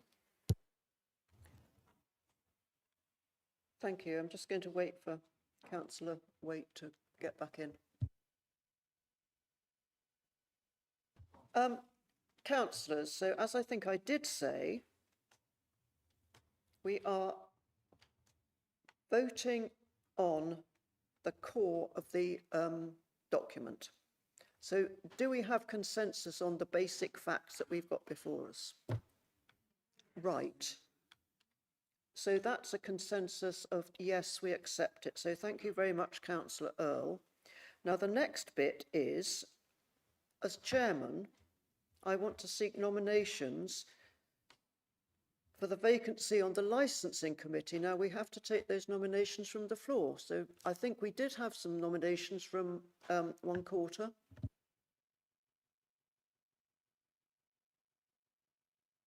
Councillor Earl. I haven't got anybody here on the... Right now, Councillor Farquhar.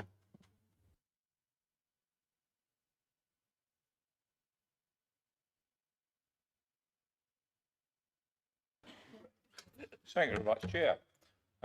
We're obviously getting to that point of the evening. Just to, and I'm sorry, we got slightly ahead of myself there. I'd like to nominate Councillor Canavan, I have a seconder, for the vacant position on licensing, if that's something which is acceptable to the political balance and all the rules and procedures and processes. And of course, if Councillor Canavan is willing to accept that nomination. Thank you very much, Chair. Well, that's one question. Councillor Canavan, can I just ask, are you willing to accept that nomination? Thank you. Right, we have Councillor... We need a second. Well, I think Councillor Moriarty is seconding. Is that right? Yes, that's correct. Thank I'd you. like to second Patrick.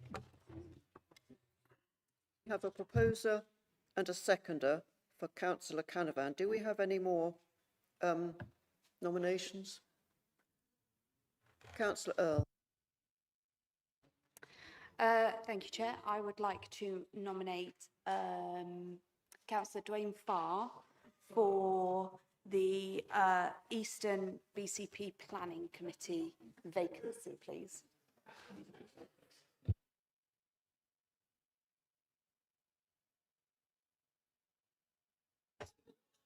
We're taking them into. We were still working on licensing, Councillor Earl. So I just want to get that out of the way. Do we have a nomination for anybody else for licensing, or can we say that? I'm sorry, I can't hear what people are saying if they don't put their microphones on. No one's nominated. Councillor Farr. If I've just had a nomination for me to do planning, I prefer licensing. Thank you.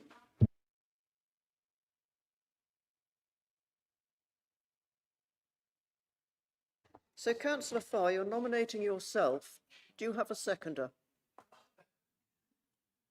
No. Good. No? Right, I'm going to go back to the nomination which we have a seconder for of Councillor Canavan. Councillor Salmon, you wish to speak to this? I'm happy to second Councillor Farr for licensing.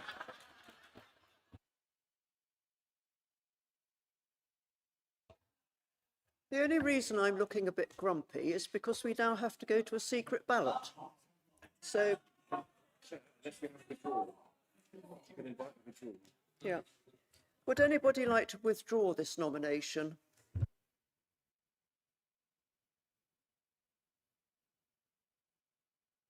So we have two nominations, don't we? Councillor Canavan and Councillor Farr. So unless one of you withdraws, it will be a secret ballot. Is that agreed? Right.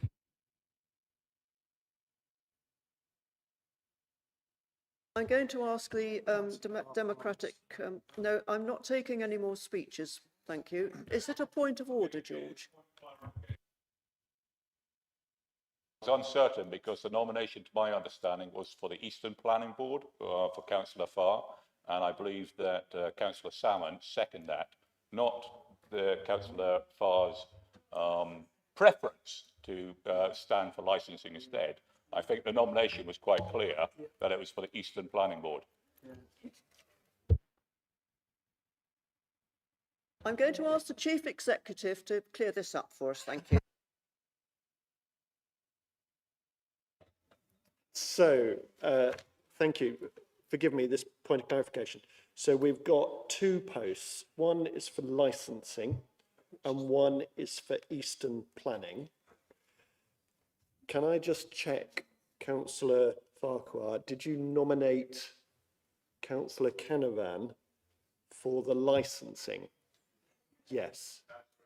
So it's for the licensing. And Councillor Farr, are you licensing as well? Or will you go on planning? Yeah, I accept the nomination for licensing, but not for planning. Thank you. So licensing, but not planning. Thank you. Okay. So councillors, please. So this means we'd have to enter into a secret ballot. Can I just ask Mr. Jones to explain the consequences of the secret ballot, because it's not digital?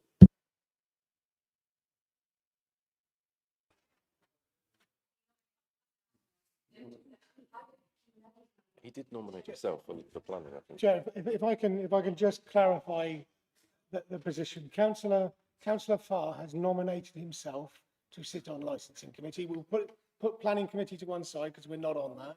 Councillor Salmon then seconded that nomination. So we have two nominations, one for Councillor Canavan, one for Councillor Farr to sit on licensing committee to fill that vacancy. We're not dealing with planning at this stage. Sorry, members, please.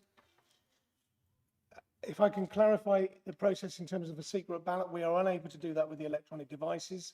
So we will as we have done previously, we will ask members to, we will adjourn the meeting for the broadcast. We'll ask members to filter out through the side doors, gather at the end of the corridor, write on a piece of paper. We have ballot papers for you to write on your preferred candidate. Sorry, members, of just Councillor Canavan or Councillor Farr. So you will write on the ballot paper, Councillor Canavan or Councillor Farr. You will re-enter the doors at the back. We will have a ballot box where you can place your ballot paper and then return to your seat. Right.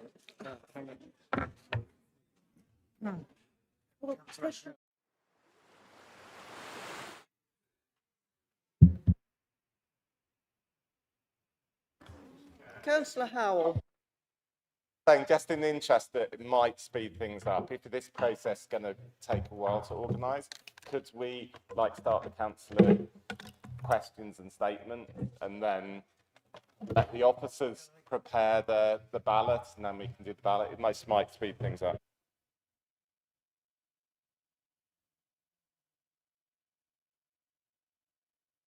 Right, I'm adjourning the meeting. Thank you.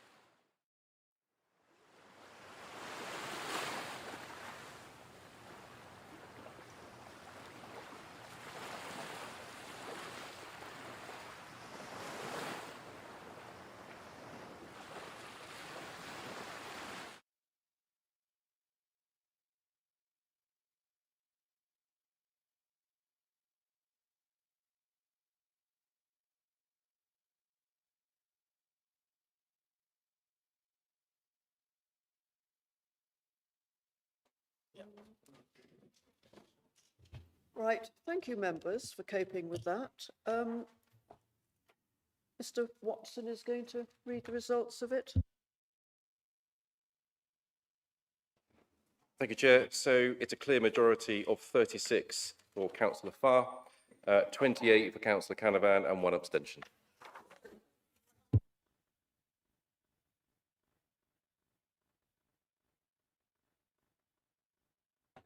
Thank you, members.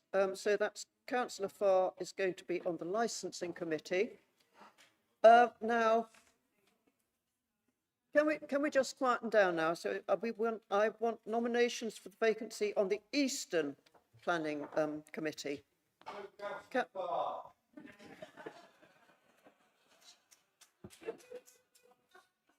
Councillor Earl, you wish to speak?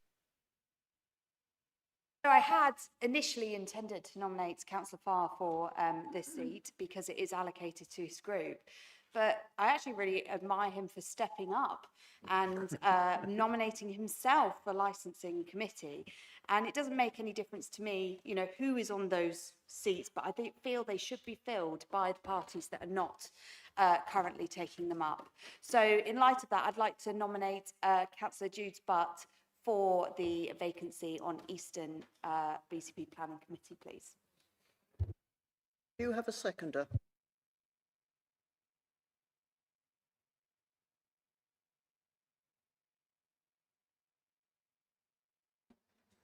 Gladly second, yeah.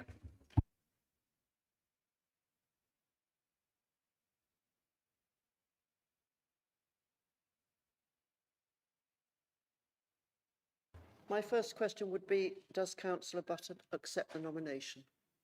Am I allowed to speak, Madam Chairman? Yeah. Am I on? Yes, I am, right. Okay, I'm going to take you all back to the days when people actually had some courtesy and actually consulted you before they thrust you anywhere.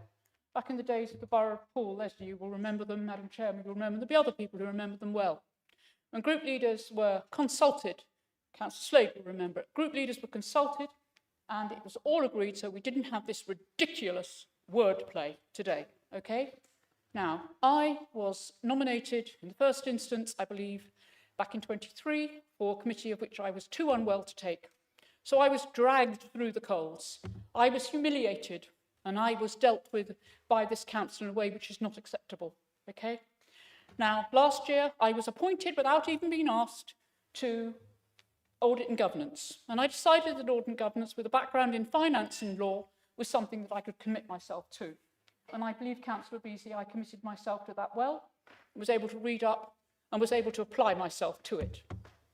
All of a sudden, I'm removed from it with not a slightest bit of courtesy because we've got another jiggle, because somebody's decided they don't like the group they're in, so they walk somewhere else. So without the slightest bit of courtesy, I am told that I will go elsewhere. I appealed to the leader. She was having none of it. I did not wish to go to licensing. In 2023, I had chaired licensing probably for some 20 years out of the amount of time that I'd been a councillor. And I was ripped off the day the elections happened in May 23 as chair to nothing, not allowed near licensing. And I pledged that I would not go back to licensing, which is my choice, and I am allowed so to do this under the rules and regulations of being a councillor.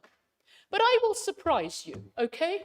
I actually would accept the nomination because planning is a quasi-judicial group. It needs somebody with a background in law, somebody with a background in finance, and somebody who actually understands planning. And having chaired planning and acted as vice chair when I was Borough of Poole councillor, I'm very happy to accept this, and I look forward to working with those on it. Thank you, Madam Chair.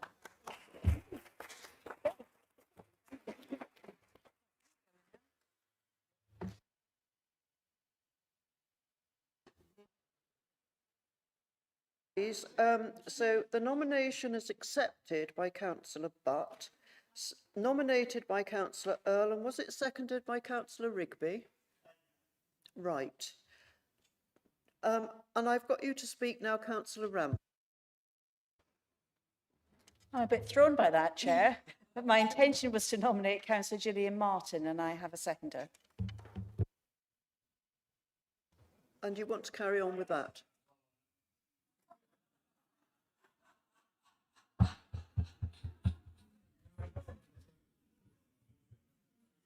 So we've got another one. Right, who was that? I've forgotten. Yeah. I've even forgotten who it was. Martin, and that was... Yeah, and yeah, okay. Right, members, do we have any more nominations? This is for the planning committee. Put your thing on. Right, Councillor Armstrong. Thank you, Chair. I'm just asked, I'd like a question asked out the Democratic Services and Monitoring Officer to clarify the rules around secret ballots. The last time we had a secret ballot in this chamber, the numbers were not, the results were not actually declared in the same way that they've just been declared right now. So I'd just like to understand what the rules are.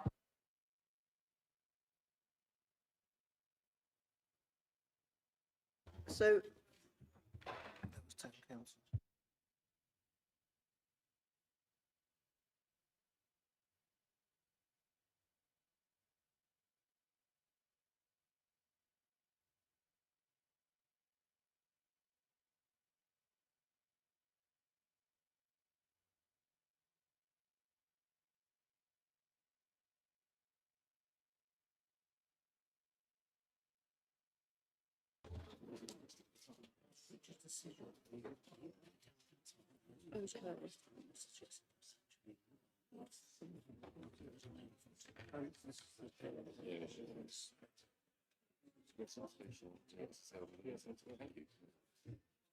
are we going to answer this or just move on? Right.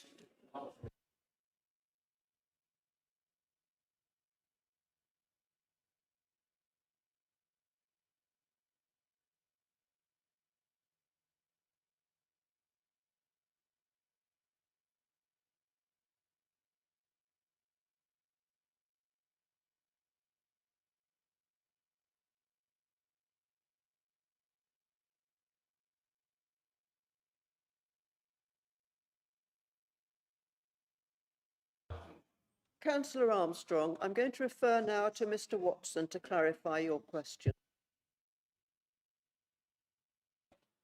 Thank you, Chair. Members, there is no constitutional requirement of how we run a secret ballot. At the Shadow Council meeting, which I assume the member is referring to, it was an appointments panel and there were a number of nominations. So if that's what it's referring to, there are reasons for not declaring all of those, but there is no constitutional requirement to do it in any particular way. This evening we've stated the numbers, but that's a matter of for this particular meeting as opposed to a particular rule.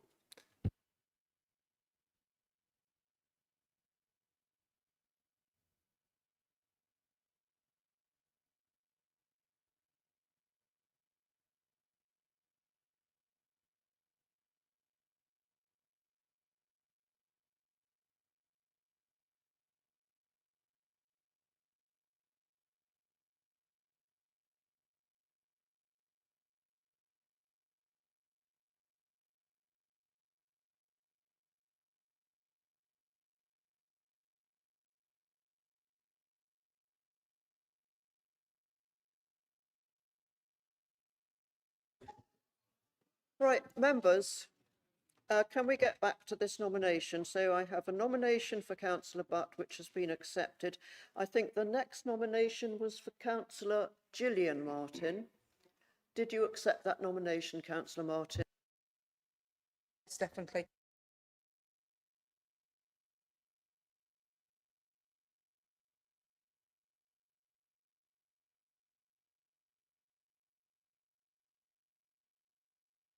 Correct.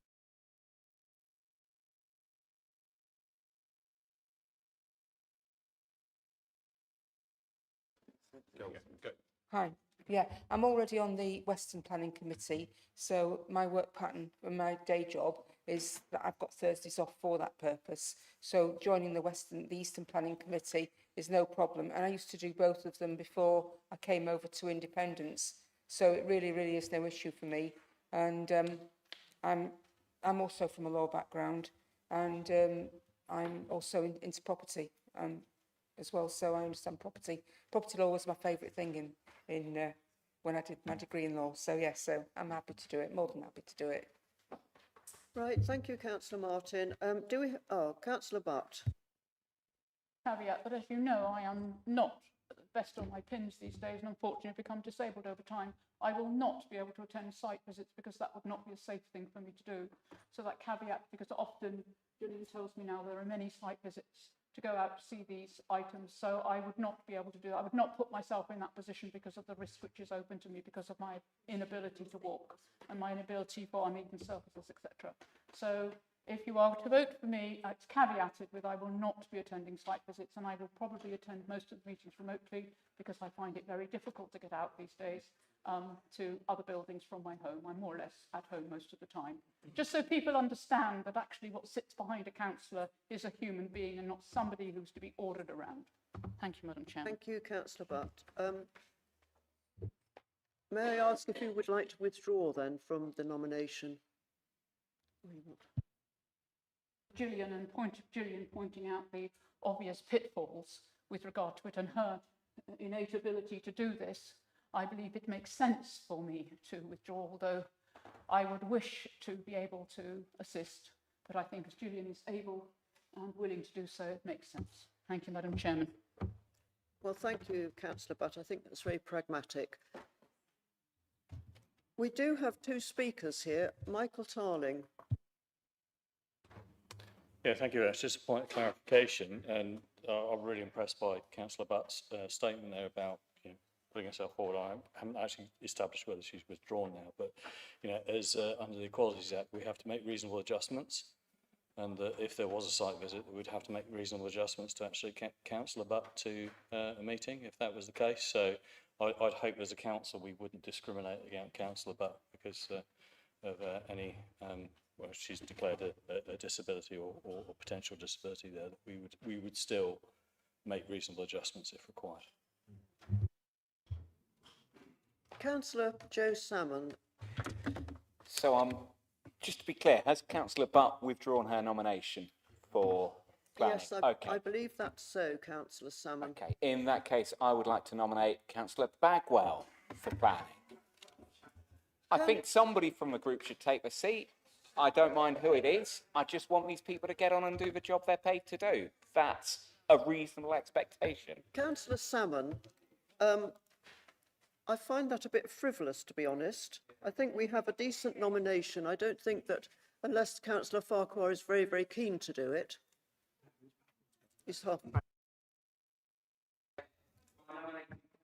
I'm so sorry.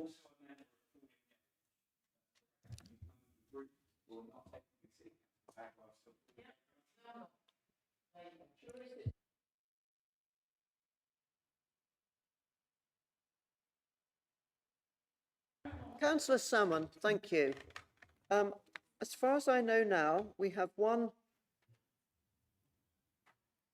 real nomination, which is Councillor Gillian Martin. Councillor Bagwell.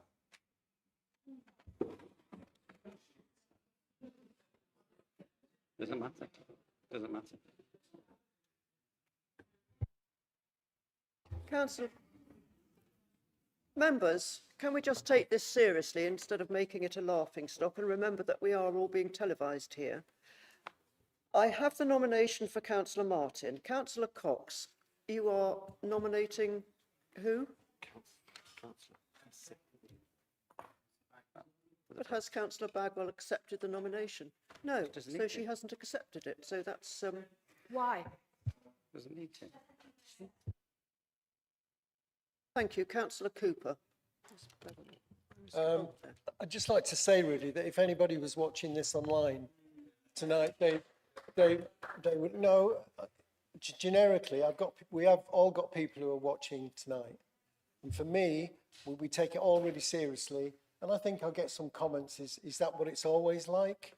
It seems to me it's got too personal. It's got too like school bullies in the playground. You know, even though I've agreed or disagreed with things that have been saying, and I think it's not acceptable. I've just been quiet here. I'd like that noted. I think some of the processes and some of the things that have been said and the kind of laughter at individuals is out of order. And if it was directed at me personally, I'd have left the meeting under protest tonight. So I just thought I would let you know that. Thank you. Thank you, Councillor Cooper. Now, members, I would like consensus on the nomination of Councillor Martin for the Planning Committee. Can I have consensus, please? Right, that's agreed. Thank you. We're going to move on now to agenda item 10, non-compliance with standards complaints process on determination. I'm going to call upon Councillor Ricketts. As Chair of Standards, I think you're introducing the report. And this is only for information. There is no debate on this item. Thank you.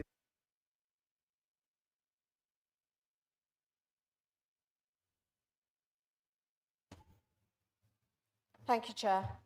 I'd like to start by thanking Councillor Salmon and Mr McKinstry for their comments and observations, and advise that we are currently carrying out a review of the standards procedure and will most certainly consider their suggestions as part of this work. The Standards Committee has a statutory duty to uphold high standards of conduct under the Localism Act 2011 and to ensure members comply with our Code of Conduct. This item reports on a number of upheld complaints where the subject councillor was asked to comply with proportionate remedies but did not do so within the specified timeframe.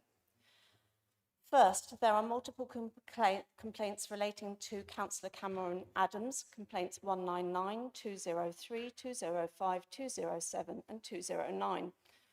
All were upheld for breaches of respect, bullying, harassment provisions and bringing the council into disrepute.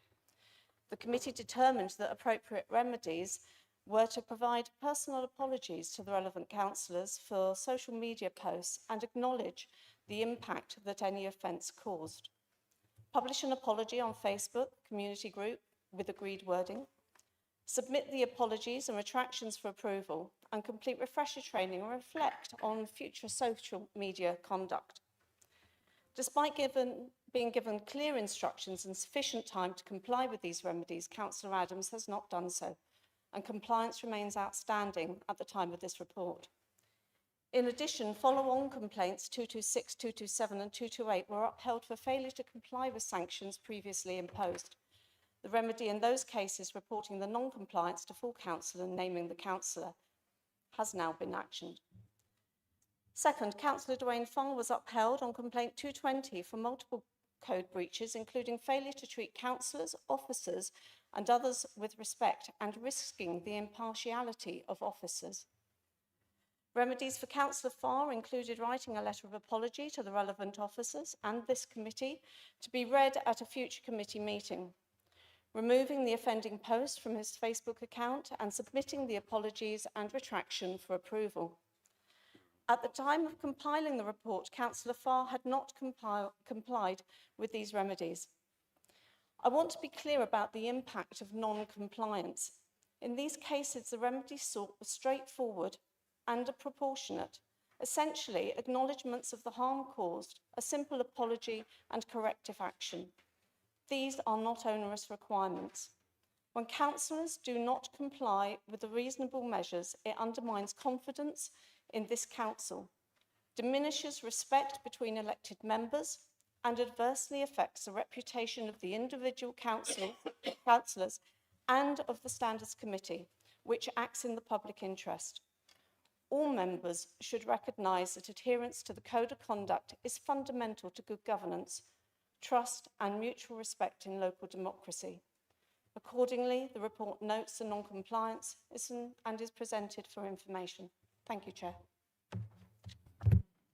Thank you. Thank you, Councillor Ricketts. Councillor Salmon, I did say there was no debate on this item. Which point is it, Joe? So it's 11.4.1. It's the motions moved without notice. I have discussed this with the monitoring officer. What I would like to propose is that we refer this item to the Constitution Working Group to ensure that when that group does next meet and they tighten our constitution, that is taken into account, and actually we do something that gives this standards body some kind of teeth. Because right now, I don't think it does anything. I don't think this does anything productive. I think it's essentially an expensive record-keeping thing. You know, if it can't enforce consequences, if non-compliance doesn't have any consequence, how on earth does it uphold standards? I believe it's at your discretion whether or not we accept that motion without notice. Right, thank you, Councillor Salmon. I know you've had a talk with the monitoring officer, and I think you understand that I'm not accepting that motion. Thank you. And I'm going to move on to item 11, which is about APR 1 number plate, and I believe Councillor Howell wishes to speak on that.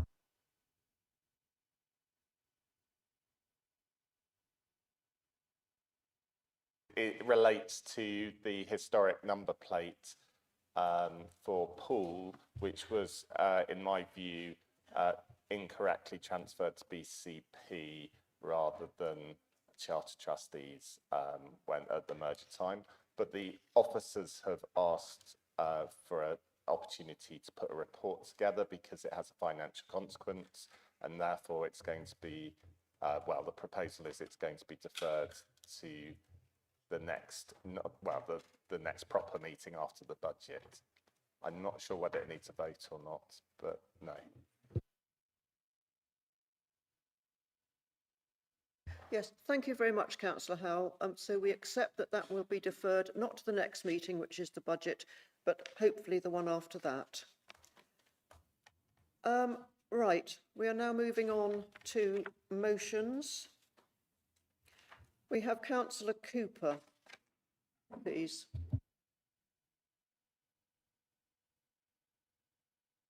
This motion comes directly from what residents in Hamworthy and others right across the BC conurbation have lived through again and again, and in particular in Hamworthy over the recent months, really. So in Hamworthy, we've seen roads disappear underwater, homes threatened, bushes cancelled, people unable to get to work, school or hospital appointments cancelled during recent torrential rainfall. Flooding wasn't just service water. It was sewage backflow, drains overwhelmed, and foul water coming up where it simply shouldn't. And that is frightening for residents and a public health issue, not just an inconvenience. I was at Turlingmore Youth Centre the other day. The young people had to walk through 8 inches of water.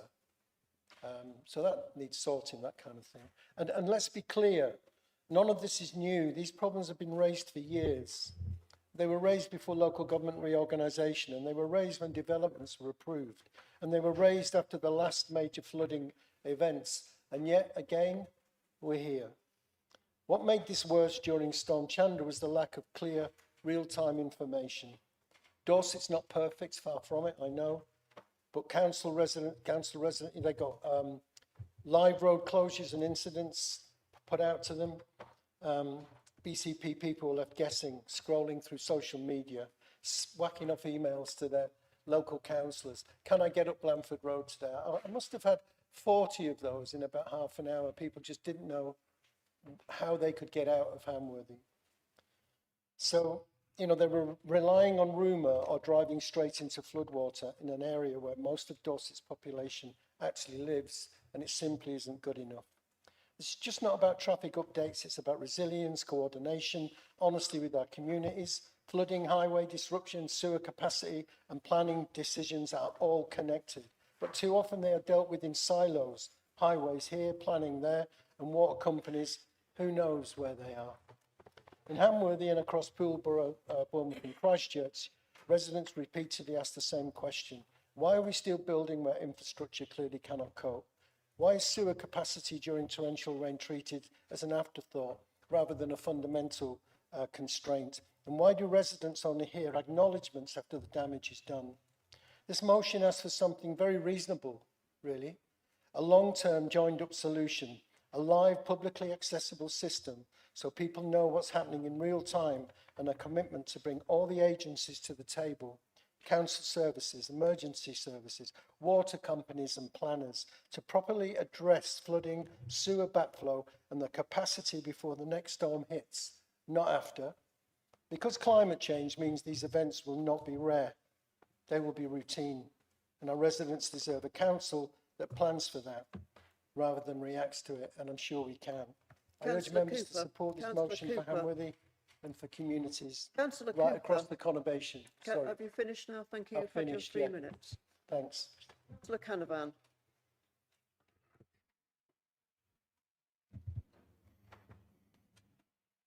Just want to formally second it and reserve my right to speak. Councillor Slade, I did have you there and you've disappeared. Yes, Councillor Slade. Thank you, Chair. I welcome this motion. I think it's a great motion, and I really just wanted to add a couple of things and merit as much requests for the council as anything else. I have been raising issues in my other role about trying to get funding for organisations and businesses who've been affected by Storm Chandra.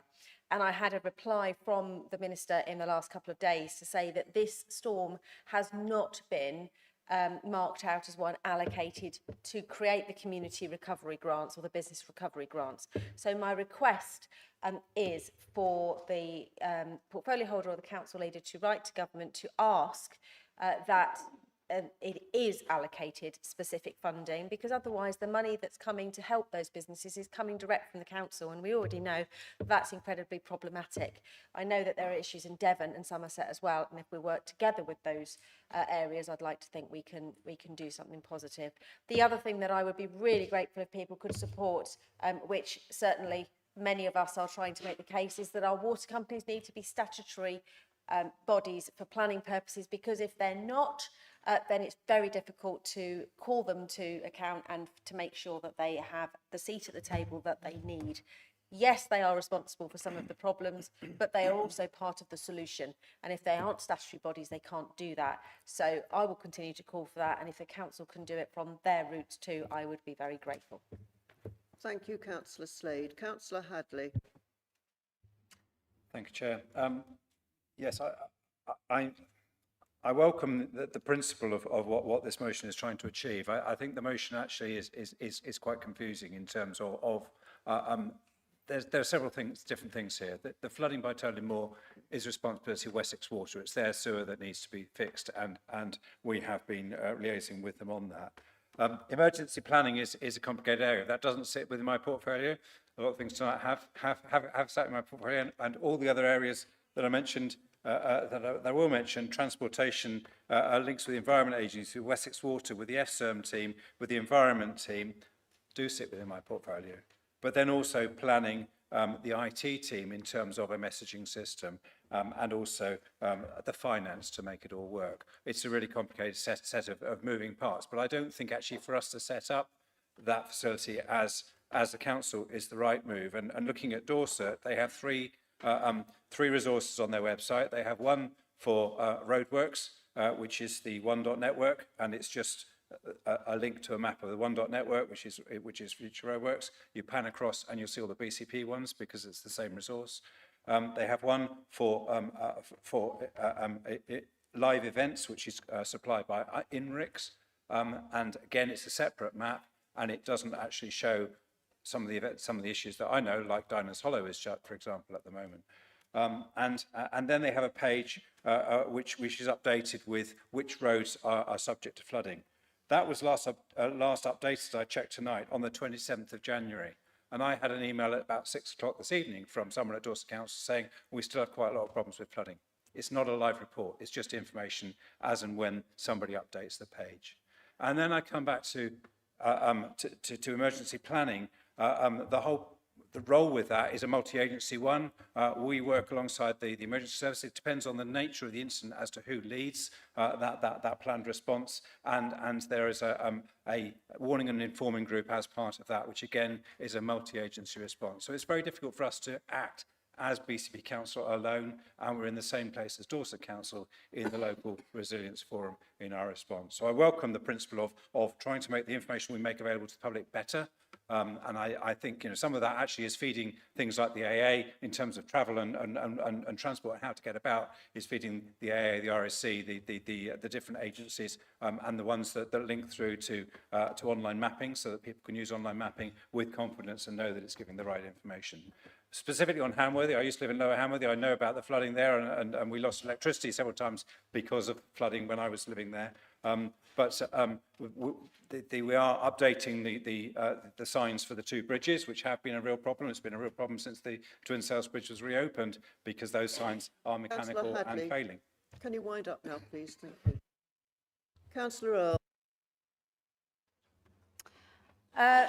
Thank you, Chair. And as we're on the topic of flooding, I just want to thank our emergency planning team for all the work that they've done over the last 2-3 weeks now with some of the challenges we've had locally, and also for residents who have had to cope with some really disastrous flooding, particularly around places like Iford, and of course over towards Turner Moor, where it's really had an impact on local people. And I think it's a reminder of what we're actually facing in terms of our resilience, not just from a point of view of being able to stay safe, but also the impact of climate change as well.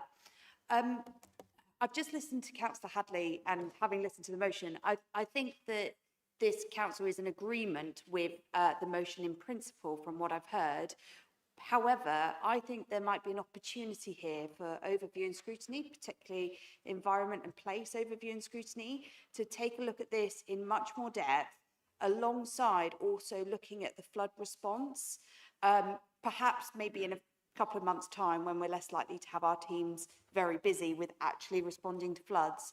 But I think it might be helpful actually to look at the whole picture of flooding, including how we plan from a resilience perspective alongside our partners in the blue light services and other services for resilience, as well as the police, but also how we can also respond to residents. So could I suggest that we amend this to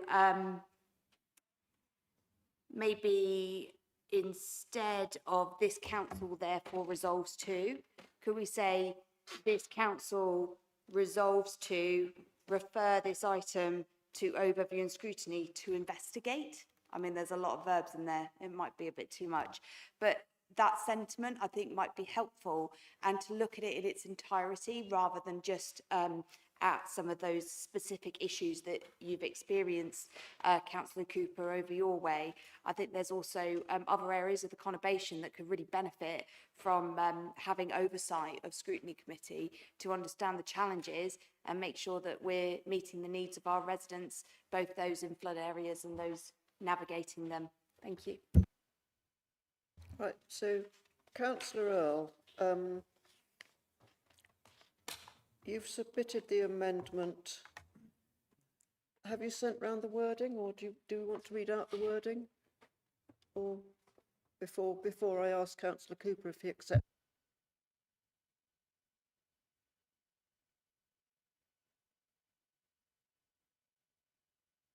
Yeah, can you please tell us the wording that will now be replaced?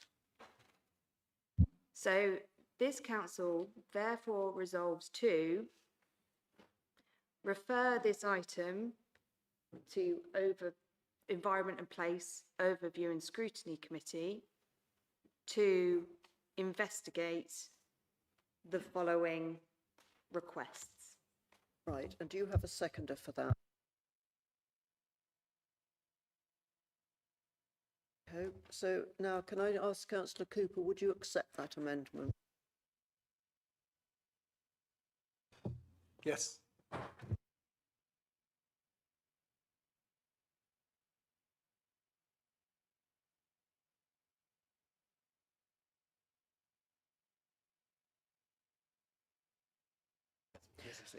Thank you. The amendment was accepted.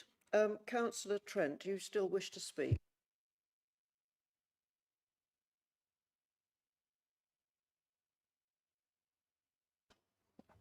Thank you. Yes, I think the leader almost stole my thunder, but even before Christmas, I experienced how bad Hamworthy is, particularly at the end of Turley Moor, because I was visiting a former ward colleague, and it was pretty bad then, and it had only had a few hours of rain. So I can imagine how bad it has been recently.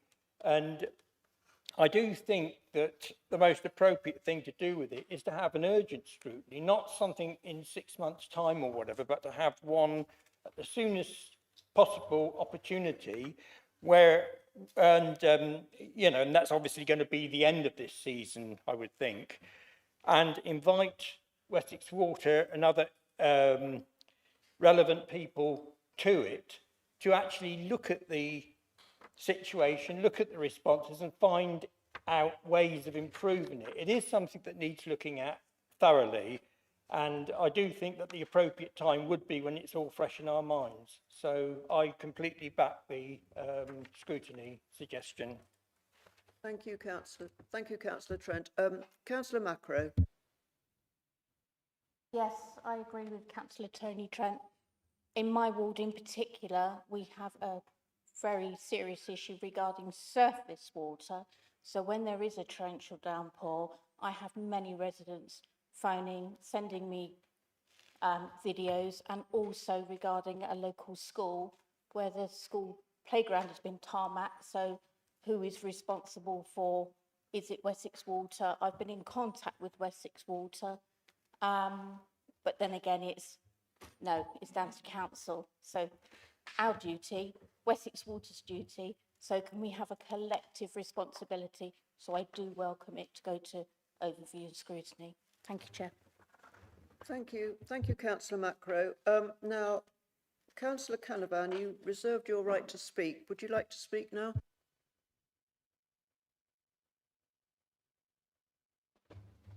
Thank you, Chair. Just a couple of points, if I may. Quite happy with the amendment, quite happy to do anything really which takes this issue forward. But I do think there is an urgency attached to this. We've just been through a rather lengthy process of trying to determine what our priorities are in relation to scrutiny. And my only concern is the degree to which this is likely to get to the top of that list, because the urgency of it, I think, is quite important, because particularly in relation to IFOD, this isn't the first time. And I do want to thank the leader for passing on our thanks, or all of our thanks, I think, to all of those officers and staff who've been involved with the evacuation process, because that's been quite horrendous, but it isn't the first time they've had to do it. So I think the point that Councillor Cooper made right at the very start about resilience is the key to this. But I do think we need to find a way of trying to accelerate the way in which we respond to this, notwithstanding all of the points that Councillor Hadley's rightly made. We cannot go on simply ignoring the issue that faces us every time it rains. Thank you. Thank you, Councillor Canavan. Now, Councillor Cooper, would you like to wind up the debate? Come on. Yeah, I'm really chuffed about that. I think some key things that have come over. You know, if you don't own it, you can't control it. I mean, it's a much bigger picture in terms of the utilities. But I know that our MPs, I know Vicky is, Neil Duncan Jordan is, Tom, and what's the other one's name? Oh, yeah, Jessica was joking. They are bringing pressure to bear through EDMs and all that. But I think it's really, really good, because it's a common thing that we share, whatever our political party is or whatever our beliefs. We all live in communities. We all get bombarded. We all have to walk through floodwater, and we all want the community to feel safe.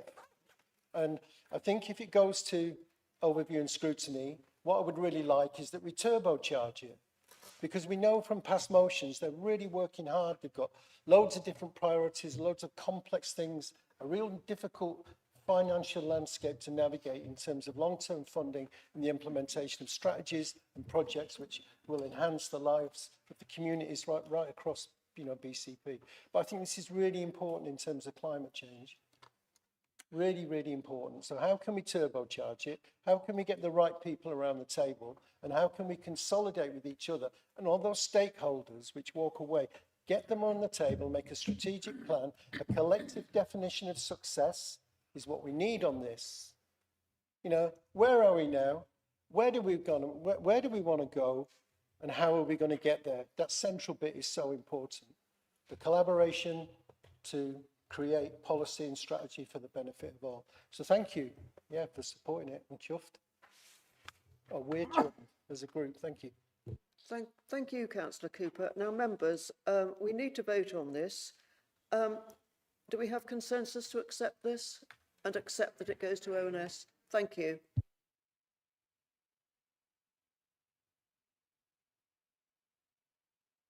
Members, it's 11:15 now. We have 8 more questions to get through.